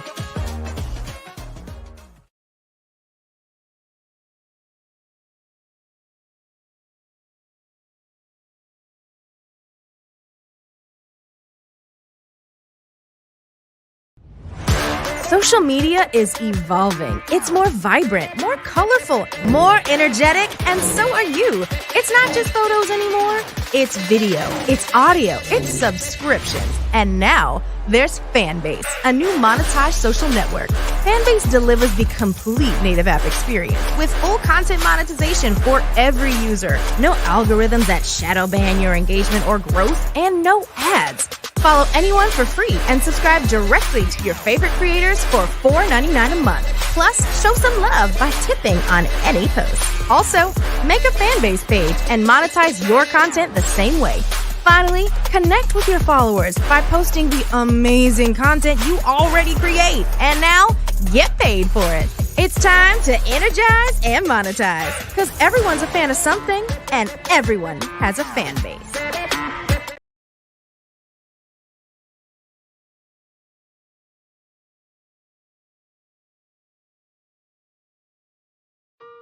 Hello, this is Israel, and I am CEO of Daydreams Interactive and author of Princess Planet.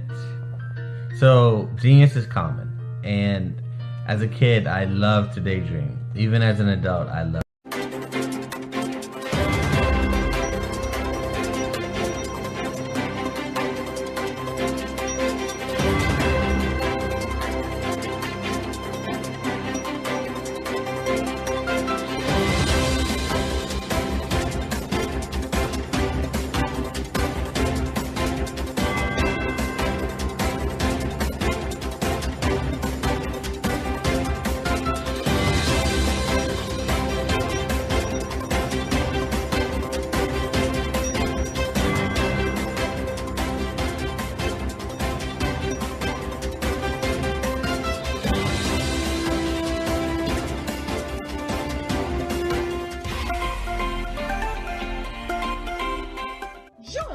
Dr. Eric Kelly III and a host of phenomenal speakers from all around the globe for this 7-day virtual event that you don't want to miss. The mission of the Black Business Expo is to raise scholarship money from kids all the way from high school, all the way from college. The Black Business Olympics is one of the largest Black business showcases in the world. It is an opportunity for businesses and companies to showcase their businesses globally. we're going to be giving away laptops up to $5,000 away to students. Again, I'm Olivia Appleberry, the founder of 2 Cents Finance and one of the speakers for the expo. I am so excited to see you there. For more info, go to www.blackbusinessexpousa.com or call 919-308-9090 and hope to see you there. I am Black business. From the moment I wake until the time I sleep. Yes, I am Black business. I am Black business. Tell me, are you Black business? I am Black business. Do you support Black businesses? Listen, I support Black business because I am Black business. Black Business Expo, one of the largest business showcases in the history of Black business in the world. The world! Sign up today at www.blackbusinessexpousa.com or call 919-308-9090. I am Black business. I am Black business. From the moment I wake until the time I sleep, I am Black business. I am Black business. Are you Black business? I am Black business. Do you support Black businesses? I support Black business because I am Black business. Black Business Expo, one of the largest business showcases in the history of Black America in North Carolina. Sign up today at www.blackbusinessexpousa.com or call 919-380-9090. I am Black business. I am Black business. From the moment I wake until the time I sleep, I am Black business. I am Black business. Are you Black business? I am Black business. Do you support Black businesses? I support Black business because I am Black business. Black Business Expo, one of the largest business showcases in the history of Black America in North Carolina. Sign up today at www.blackbusinessexpousa.com or call 919-380-9090. I am Black business. I am Black business. From the moment I wake until the time I sleep, I am Black business. I am Black business. Are you Black business? I am Black business. Do you support Black businesses? I support Black business because I am Black business. Black Business Expo, one of the largest business showcases in the history of Black America in North Carolina. Sign up today at www.blackbusinessexpousa.com or call 919-380-9090. I am Black business. I am Black business.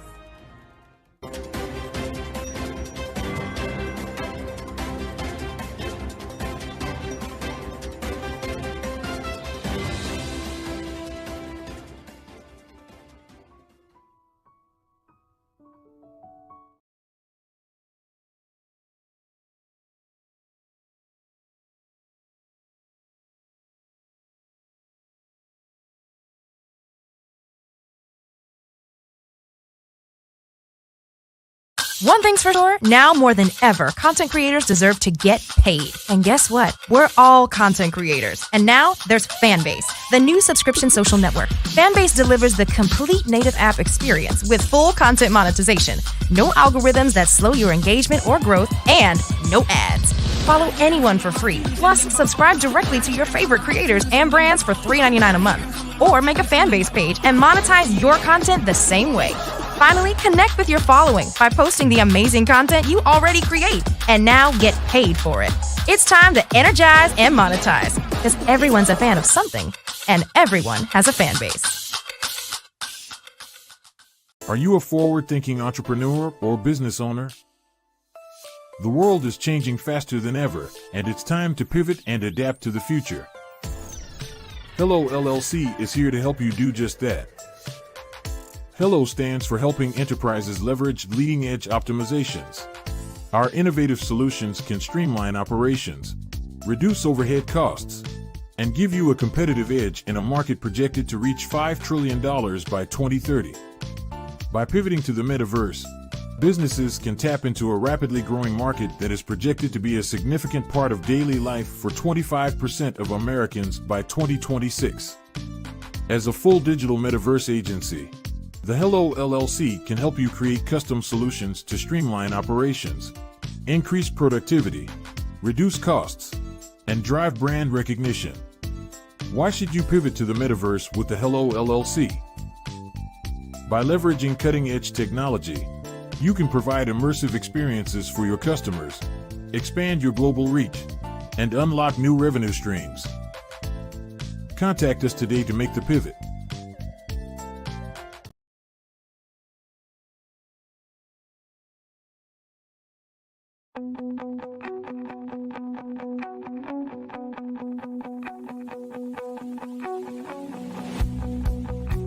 I am Black business. From the moment I wake until the time I sleep.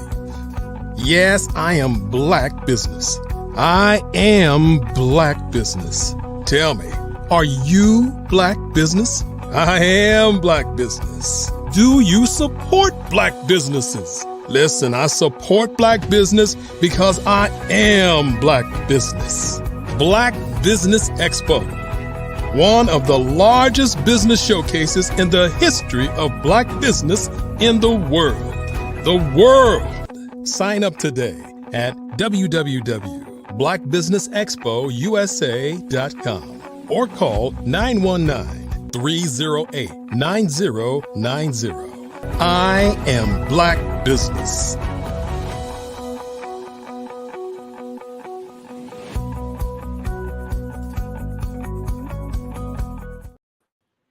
Hello, hello, hello. Good evening, business owners, entrepreneurs, thought leaders, and corporations. Welcome to the Black Business Network. My name is Grant McGaw, CEO of 5-Star BDM. I am your business moderator for this evening on the Black Business Network. The Black Business Network is a 24-hour business network showcasing Black businesses, business owners, entrepreneurs, and thought leaders worldwide. We have speakers from North Carolina, London, Singapore, Africa, Japan, and cities all over the United States. The Black Business Network is a global community sharing its business knowledge to empower, inspire, and educate businesses about business. Today, on the Black Business Network, we are privileged to introduce a luminary in the business realm, David Jones. Not merely a CEO, David embodies transformative leadership. He dwells deep, pinpointing barriers and transforming them into success pathways with unparalleled expertise. David has steered behemoths like Xerox, American Airlines, Hilton, and Geico. Passionate about maximizing return on time investment, he professes if time was sold in stores, it would be sold out, and champions the mantra, collaboration is the new competition. A beacon of strategy and time freedom, please welcome David Jones.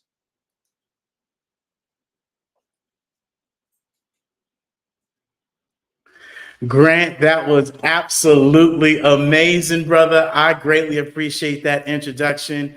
Man, you are always doing a masterful job of introducing people. And even more importantly, I'd like to thank the Black Business Network for this opportunity and Dr. Eric Kelly III, because this event is absolutely amazing to us all. So thank you, sir.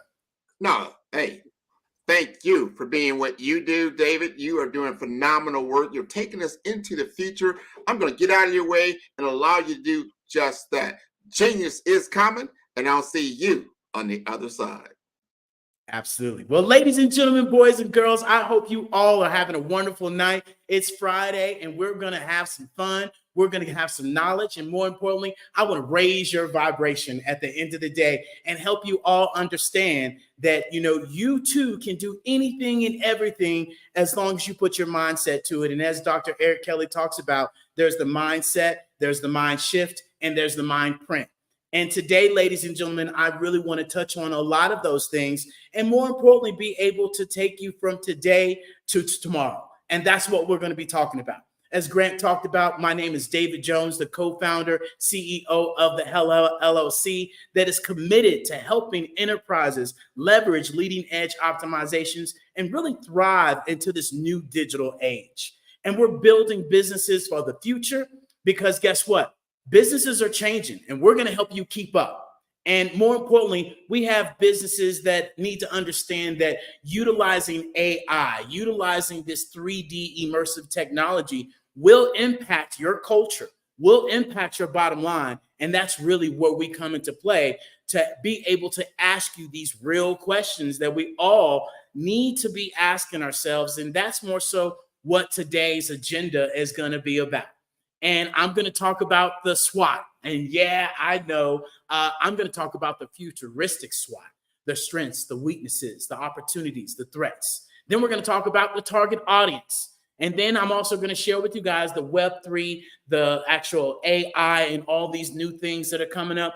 And then more importantly, I want to be able to give you some examples. Okay. That is the biggest thing, is that we need to see examples. And I want all of us to understand this Black Business Network is to, showcase to the youngsters and to the entrepreneurs and to anybody that's out there in the culture to understand that we no longer need to be, this athlete. We no longer need to be this producer or this rapper or this singer or whatever it is. Nothing's wrong with it, but there is so much more opportunity out there.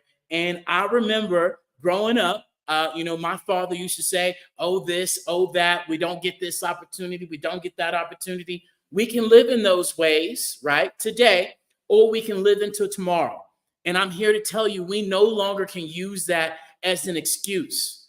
That is old, that's outdated, and it's an old trauma.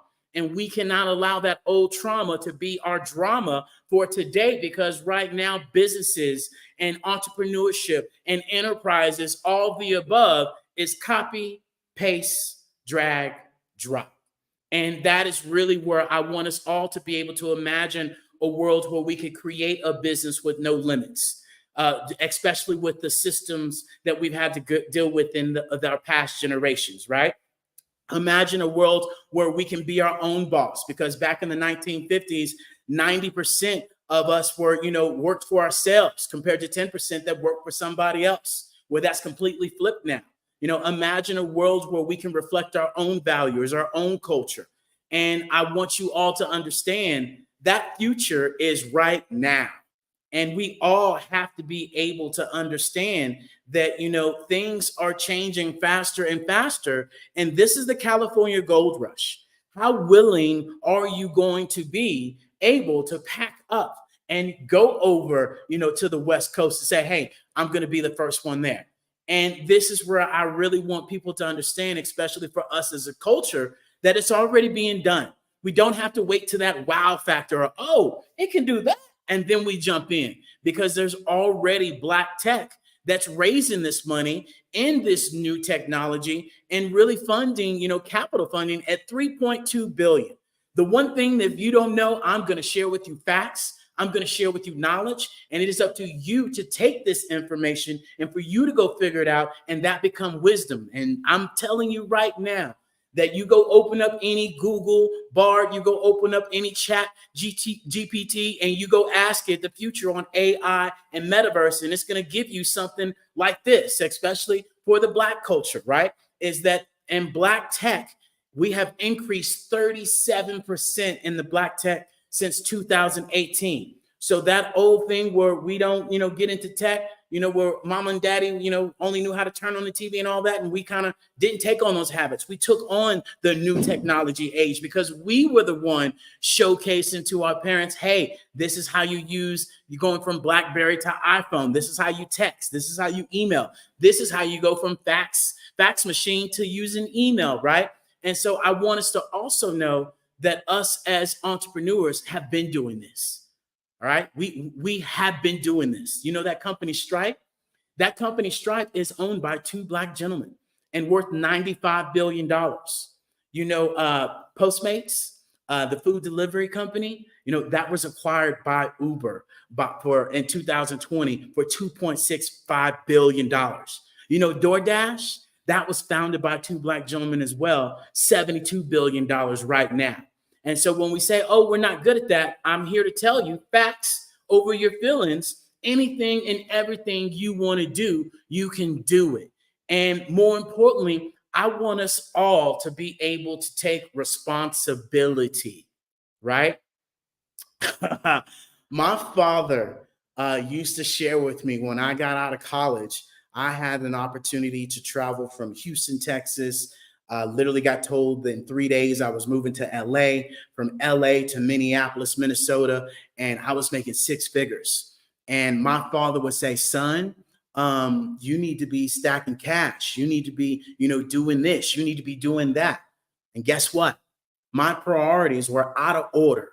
And I'm just here to be that whispering ear, maybe one of those more experienced people that I used to look up to and be like, can you be quiet? But I'm here to share with you. If I had listened to just 10% more of what my father said, I might not be here in Mexico. I might be somewhere else, but I should have listened because my priorities weren't in order. I held my job to, take care of me and have them, be responsible for my future, workmanship or where I was going to move next. I was blaming the government for this, that, and the other that we all hear of, right? I was waiting for some handouts. And so this is where we as a culture, we as individuals have to take responsibility of how we're showing up and what energy, what frequency, where your time is going, and more importantly, what's your why? And are you committed to all of those things as we move forward? And so as I shared with you, right, I'm going to ask you some questions and you might not like it, but it's okay. This is one of those questions where you go and you get asked these questions like, ooh, maybe I don't know that, but that is where I'm here to share with you. We got to be more preventative with our business. We got to be more preventative with our health. We got to be more preventative with our wealth. Financial literacy is caught. It needs to be taught. And so this is where we all have to have this real soul conversation at the end of the day and really ask ourselves, hey, what are our strengths? What are our weaknesses? What are the opportunities? What are the threats? And that's the old, 100-year-old SWOT. But what I would like to do is flip that on its head because that's today. But I want to talk about tomorrow and the strengths that you need to be asking yourself for your business is what technology will your company have access to in the future? AI, Web3. Let me answer that one for you. Okay. What technologies will change the way you do business in your industry, right? What new products and services can you gain by this new technology? Prime example, ask Nike. Nike was able to make $145 million off of utilizing a metaverse world and selling digital assets with digital t-shirts, digital shoes, no fabric, no anything used, just kids buying digital assets, right? How can you use these technologies to improve existing products and services that you have now? Those are questions that you should be asking yourself every single time when we talk about the future. Where am I going other than where I'm at today? Because as we continue to share with you, the average age of the world is at 30 years old. Where's your business at now? And where's it going to be in 10 to 15 years? Are you thinking with a proactive mindset of being like, hey, my average, customer right now is 30 to 40 years old, 10, 15 years, that puts them at, maybe 45, 50. Oh, I need to, maybe retch back around and find a younger crowd, especially when we talk about our strengths. And then when we get to this good old weakness, right? What are the areas of your business that are most vulnerable, right, to changes in the future? Are you still utilizing, the old way of, utilizing a calendar? Are you still utilizing old ways such as a website, such as, utilizing a Google form? Are you still up to the old ways of, reaching out to your clients belly to belly and not using social media? What new technologies could pose a threat to you? I'm here to let you know AI can pose a threat to a lot of people in the workforce and out of the workforce. Ask Blockbuster if they weren't willing to, make the transition. And as we talked about as well, it's not your job responsibility to keep work for you.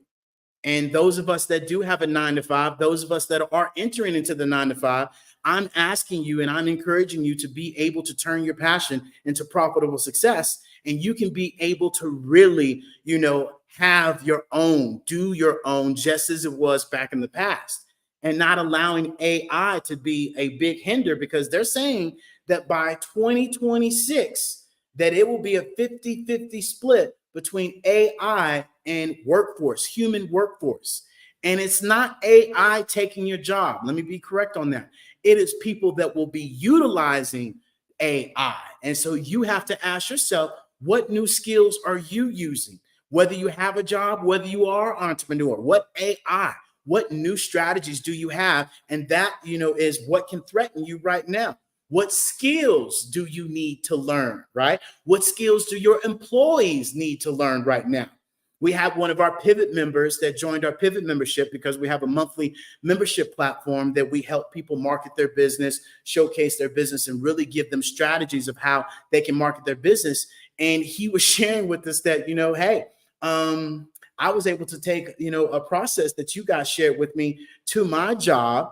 And we were able to take an 8-hour form that we did now down to 15 minutes. Can you imagine having 8 hours now down to 15 minutes? And this is where, new technologies for your employees, for you as an enterprise or a business or small to medium-sized company, need to be looking at these things that you can implement and change within your business, right? And how you can improve upon those changes with training, AKA metaverse. And so when we talk about the opportunities, okay, I want you all to understand, what new markets can you enter into in the future? As we are all discovering that we can now utilize, and we're communicating with people from all over the world with these, with these social media talk apps, with all the internet and all the social media apps, we're talking to people all over. How will you use technology to reach new customers? Are you still one of those people that might not be utilizing social media to the full advantage? Might you just be utilizing social media to, the one thing that you like? What partnerships are you making and are you forming? Are you still living in this old mentality of, oh, let me do me and you do you and let's see who gets to the top? Are you really partnering with people and collaborating with people, whether they are in the same industry or the same, system that you do? Why not? There's different strokes for different folks. And as I will continue to remind people, collaboration is the new currency. Collaboration is the new competition. So jump on board, okay? And not only that, when we talk about how can technology improve your operations, so often I find entrepreneurs and businesses that are utilizing outdated technology and utilizing more time than actually implementing these new strategies because of the unwillingness to make that adoption, because they're so comfortable in the old ways. And this is really what it comes down to as where we get into, the threats. What are new technological, disruptions that could threaten your business? And as we continue to find out, these companies are wanting more and more of your attention. They are wanting to become the one-stop shop. Why are you not wanting to do the same thing? What are some new competitors that can merge up within the future of your business, of your brand, of your coaching, of your whatever you're doing? Okay. How can you protect your intellectual property, right? As we move forward into, your property, into what you're doing, because a lot more of us are showcasing ourselves more. And then more importantly, at the end of the day, the last question, how can we manage those risks? And so those are questions that I put you in the hot seat of asking you, and hopefully you've written some of them down. Hopefully you'll go and be like, ooh, I'm definitely need to go do me a futuristic SWOT analysis, right? And even before you even do that, I want to move to the next step, because a lot of the times what happens is that we can't answer those questions if we don't know our target audience, right? You won't know your strengths if you don't know who to talk to. You won't know your weaknesses, right? You won't know any of those things. And so that is why it's very important for you all to know your target audience and not be spraying and praying. I did when I very first started my business. I was like, we're just going to put this out there. And more importantly, I would encourage you all to make sure that you put it out there, right? I would make sure that you just put, because there's this great button called the delete button. And you can be able to literally delete anything and everything nowadays. And so I want you guys to ask yourself this. Okay, David, how do I get to my target audience? Well, I'm going to give you some tips, right? Your target audience should be, what's their demographic? What's their age? What's their gender, right? What's their education? How much are they making, right? What's their average income? What's their household size? And then, when we talk about, psychographic, what are their hobbies? What are their values? What are their pain points? What are they thinking about at 2:00 in the morning?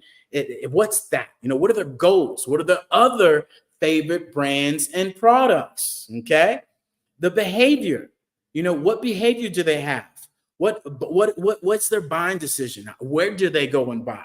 What social media are they on? What are their biggest frustrations with product? What would make their life easier? Not only what their pain point is, but what would make it easier that you could talk about?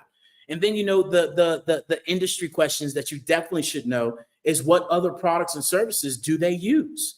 How would they rate that brand compared to your brand? Okay. This is where you gotta, just drop your pride, drop your ego. You can't be at the Dollar General and talk about your stuff is better than, places at Gucci. I mean, it just don't maybe work that way.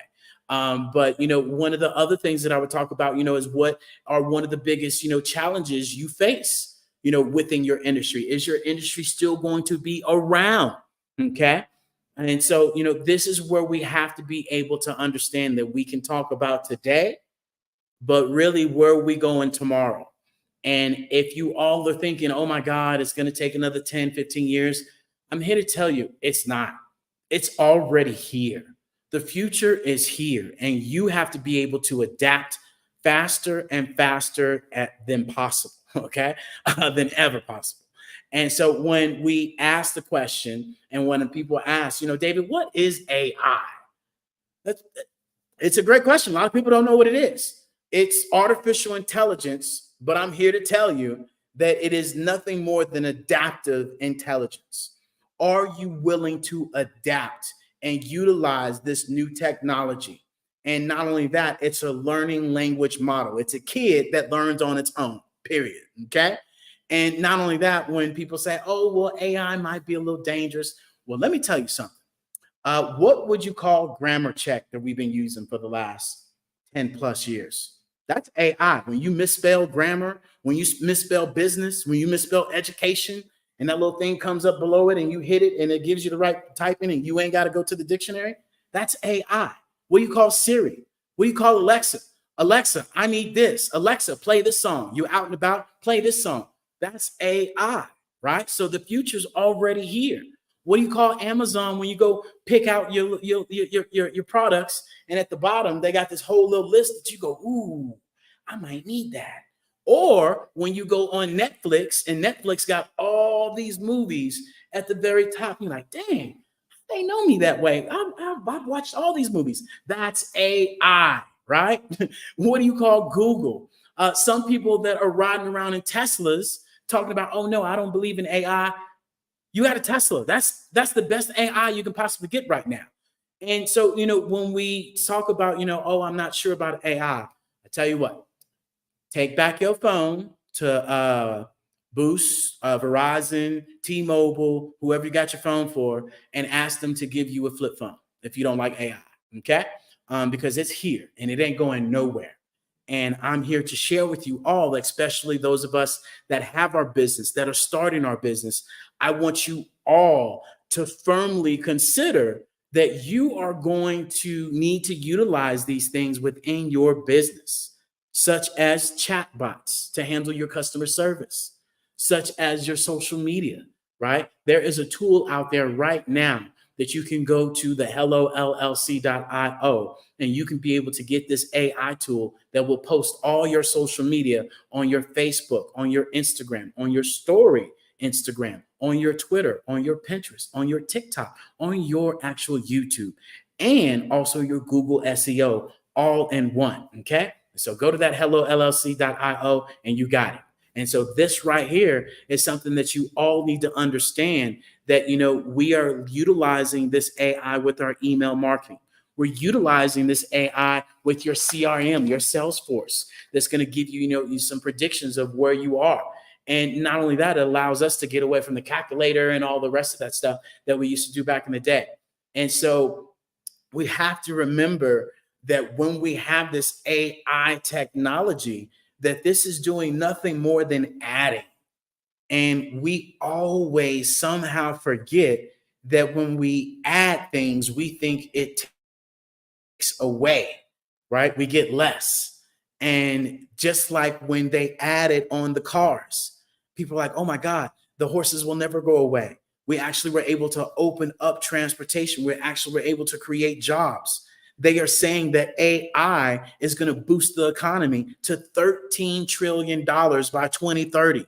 Do you not want the economy to be boosted by that much? Because I know at this point, a lot of us would love to have the economy boosting at that. They're also saying that 800 million new jobs will be created by 2030. So as I shared earlier, it's not the AI that's going to take your job. The AI is going to be a saver for you if you start learning these things and you put your priorities in order.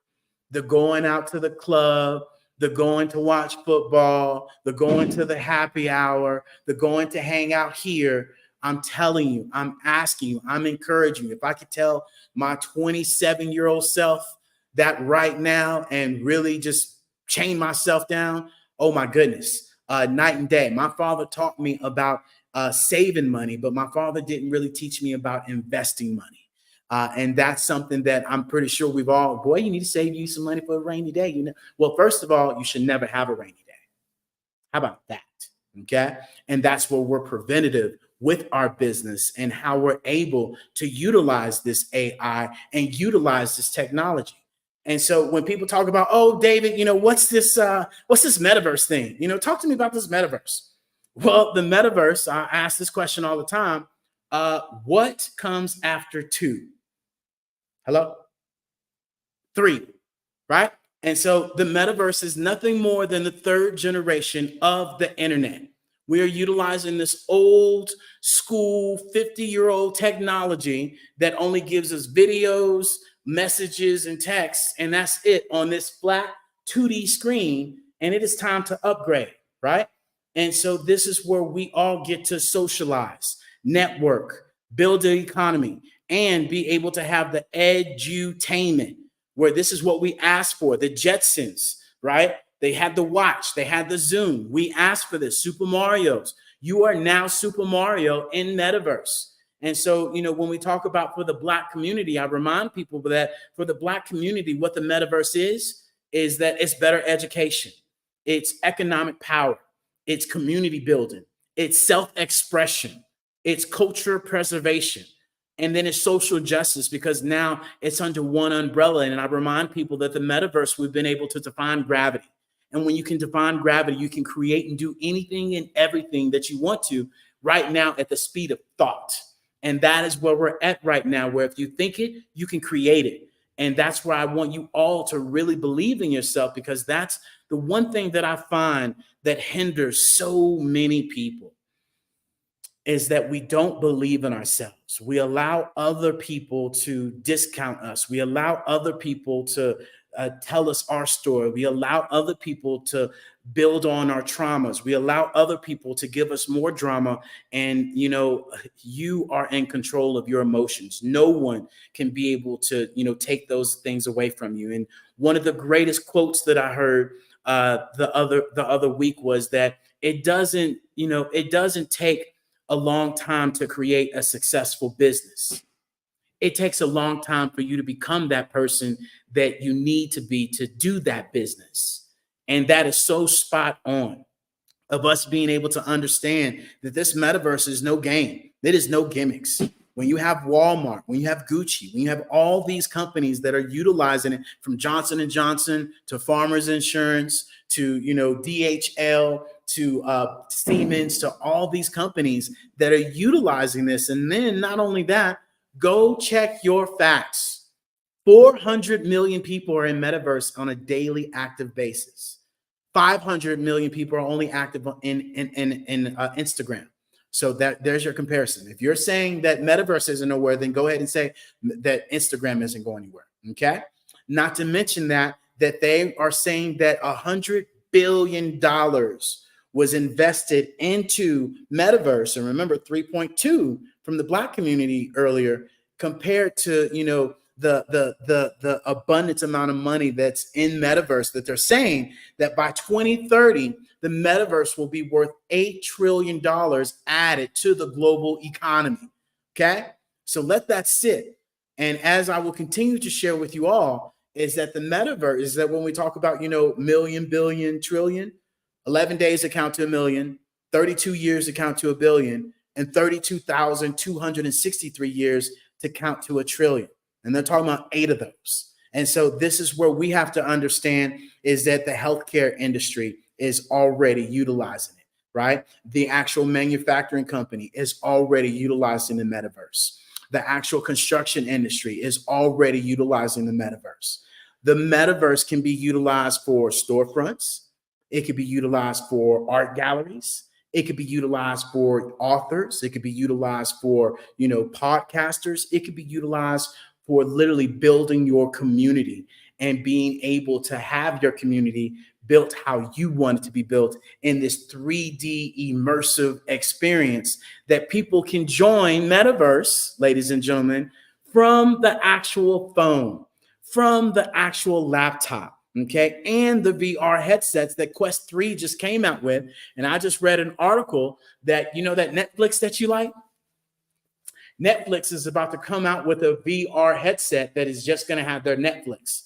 So your movie theater is gone bye-bye. That prescription you've been paying for, like, man, why are they so cheap? Because they have done their SWOT analysis and they know that they are done. They are the next blockbuster. A lot of you are already not going to the movie theaters and spending $100 per movie, right? And so this is where we have to understand that the metaverse allows us to increase engagement. It allows us to increase our immersion experience for our customers. And just on a simple fact alone, I want you all to understand this. Imagine that we are all, and not just imagine, just know this, is that we are all on Instagram, Twitter, Facebook, all of these social media platforms, promoting our business, promoting our brand, all of this. And we are all fighting for an average of 7 seconds for people to know our brand, see what we do, see who we are. 7 seconds. Compared to the metaverse, you get an average of 9 minutes. The other day, we had somebody go into our Hello Plaza, and I asked her, I said, hey, I got a question for you. When you first jumped in, first of all, how easy was it? And how long did you stay into the metaverse? She said, oh, David, it was very easy. Just like I downloaded Zoom, just like I downloaded, all these social media apps, just like I downloaded YouTube on my phone. I just downloaded the app and I hit the link. I was adaptive. And she said, I spent 15 minutes in there as well. I said, how long? 15 minutes. So you didn't just spend 7 seconds? like people spend on my website and my social media and all that. No, David, I was riding the go-karts. I was watching you guys motion works. I was in your actual, in your mansion. I was doing all the stuff. So this is where you get to build these things out. And even more importantly, I want to take us back to where you have to understand this is a global reach. We're opening up to the world. We're moving to this new world economy where we all can take the same AI and change the English language over to, we can change it over to Asian. We can change it over to Arabic. We can change it over to any language we want to utilizing AI. So that in itself boosts your business. And when we were talking about earlier, as we, wrap this up, as we were talking about examples, right now, if you are utilizing Zoom today, tomorrow you're going to be utilizing Metaverse, where instead of sending your clients a Zoom link and them saying, now, where's the link? Can you send me the code? This, that, and the other. And you have to worry about them turning on their camera or their microphone and all the rest of the stuff. Just imagine being able to send them a link. They download just like they did on Zoom, and then being able to jump into a 3D immersive experience with an avatar that you can showcase your screen. You can showcase your products. You can put it in a 3D immersive experience that they are going to be entertained and watching. And you're not competing with them on the phone. You're not competing with somebody behind the screen. You're not competing with them turning off the camera and not paying attention, because you're going to be able to see them move around. So that is where Zoom is a prime example of how we are pivoting forward. And you can enter Metaverse from your cell phone, from your laptop, from your VR headset. And then a lot of you are starting your own Patreon account to start your own membership. Imagine being able to put your whole entire membership into a 3D immersive world where instead of people watching the videos that you create, they can go into a fireside camp. They can go into a conference room. They can go into a completely different immersive experience that gives it a different feel. Imagine for those of you that have podcasts, instead of you telling people to meet you on social media, you can tell them to meet you in your 3D immersive experience where they can see you. And now you can broadcast to the entire world. And it's one app. You don't have to worry about people going to different locations to view you, right? And then the last thing, when we talk about AutoCAD for businesses and doing business infrastructures and design and all of these other things, that is completely out the window of clicking and putting the mouse here, that this, that, and the other. It's a completely different immersive experience. And so this is where we want you all to be able to understand that the future is already here. And these companies are utilizing this technology, such as Amazon, such as Snap, right? Such as, J&J, such as Johnson & Johnson, should I say, such as, XR Health, which is a huge, pharmaceutical company. So if you're asking yourself, maybe I need to wait, well, you were waiting way too long. And so this is where we want to help you all be able to get into the metaverse and be able to really set yourself apart, especially this holiday season. We want to be able to pivot you guys all from 2D to 3D and come and join us in our Hello Plaza Mall. Our Hello Plaza Mall has access into the metaverse from your cell phone, your laptop, or your VR headsets, where you're going to be able to have a custom design. You're going to be able to have it connected however you want it to be connected. And more importantly, a direct link that you can send to people. And then at the end of the day, for you guys all to be able to showcase your business, your brand, however you want to. And that's normally at $697. For the Black Business Network, we're going to discount that down to $597. So we definitely want you guys to take advantage of that. And you can go to the hellollc.io, and we will definitely take care of all of you guys to pivot you into the future, because the future is already here. Oh, that's what I'm talking about. The future. I knew you were going to take us there. I knew you're going to take us right there. It really is not the future. It's right now. We just haven't partook in it. We haven't done it. And I love how you said that. Like, you're still using a flip phone. I'm on a smartphone. So you can still stay on this 2D world. I'm sure, it's cool and everything. You love that. Boom. You have no idea what's waiting for you. Nope, you do not. Those Apple Vision Pro Quest are coming out, and your cell phone is about to be traded out for that. And I can see that happening. And I remember this even when I was younger. I remember when Polaroids were coming out, right? And then they were so expensive, nobody could afford it. And all of a sudden, they just dropped down to almost nothing. It seemed like just in a few years, because as things are adopted, the price goes down. So the hardware is going to go down as far as adoption rate. You'll be able to get, like you said, a VR headset, just like you're adopting a phone, to be on a payment plan or something offered by a provider or whatever. You won't even notice that you're even paying for it because they want you to be consumed. Hey, you just said it. You can either experience what you're selling or what you're providing for 7 seconds, or you can experience it for 15 minutes.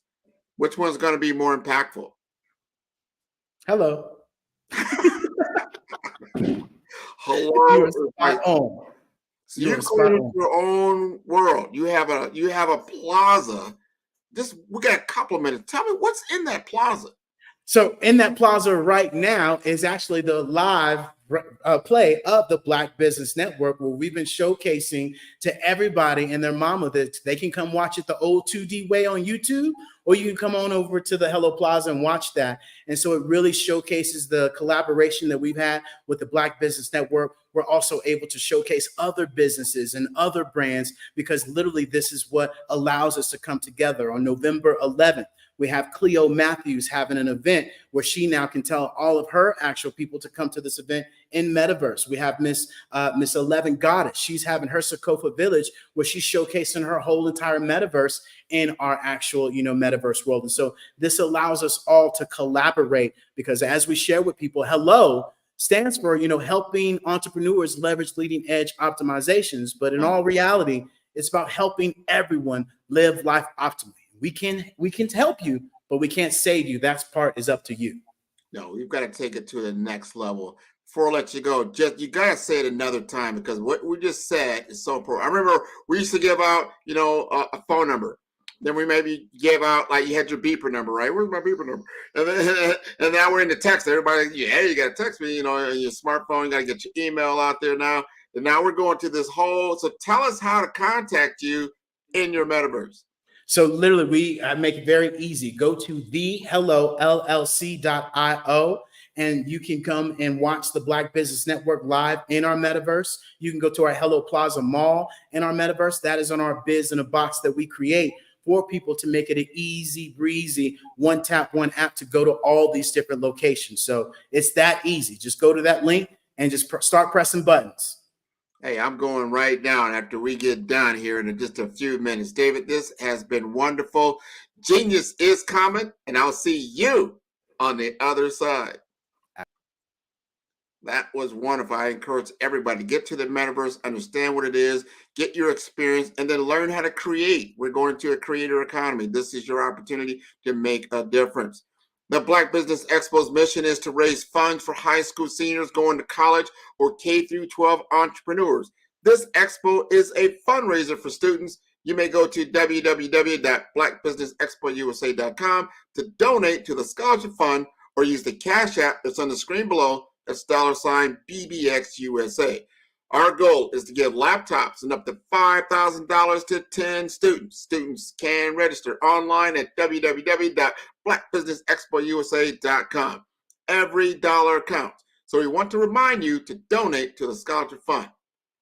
We want to thank our Black Business Expo USA sponsors for October 2023. NC100, Moody Capital Partners, Suede Soul, Lotus for Shade Coaching and Training, Carolina, Virginia Minority Supplier Development Council, Step Management, Barbara H. Smith, LLC, Margie McLean Foundation, Incorporated, Genius is Common, 5-Star BDM, Earth Essentials, Milani Shiny Global, Hello, LLC, First Atlantic Insurance Group, Executive Women's Success Institute, The Quality Coaching Company, Superwoman Business Services, Creator Force Studios, Lee Entertainment, Artistic App Design, Black Business Expo USA. Genius is coming, and I'll see you on the other side.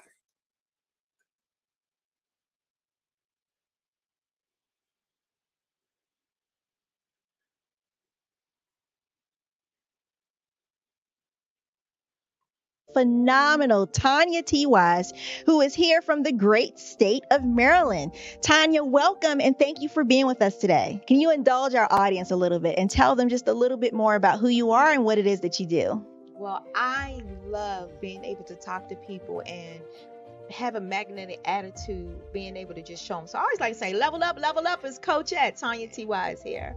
So can you tell our audience, just give them a teaser about what your presentation will be about? So my philosophy is that we should all be living our dream life. So tomorrow I'm going to talk about how you start living your dream life. What are some of the things that you thought about in your childhood that you just kind of let go and dormant? Wow. And I want to reignite that and just give you some pointers and some tips, some tools, some strategies to be able to start living your best life now. And guess what, Rhonda? And leave an inheritance for your legacy. Oh my goodness. Okay, I know that's resonating with a lot of people. I've heard that you have a dynamic coaching program. Can you tell us a little bit more about that? Absolutely. So our coaching program help people that have the lack of time. Hello, I am Dr. Eric Kelly III, the visionary strategist and founder of the Black Business Olympics.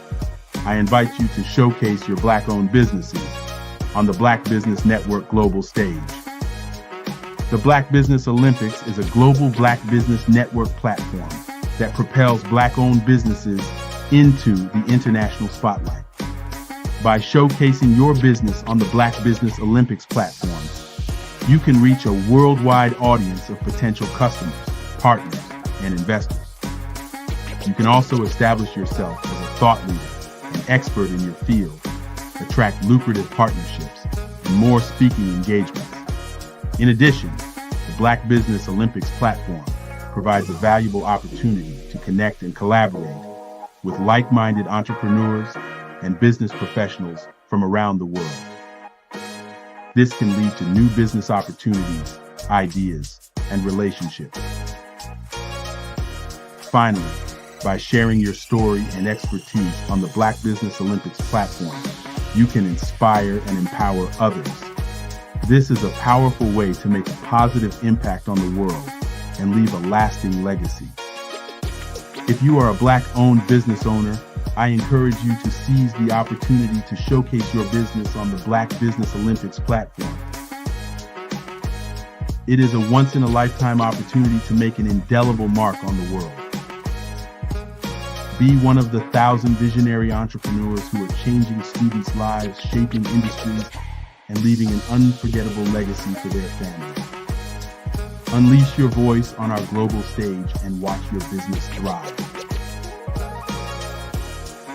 Black Business Olympics is one of the largest Black business showcases in the history of Black business in the world. Yes, the entire world.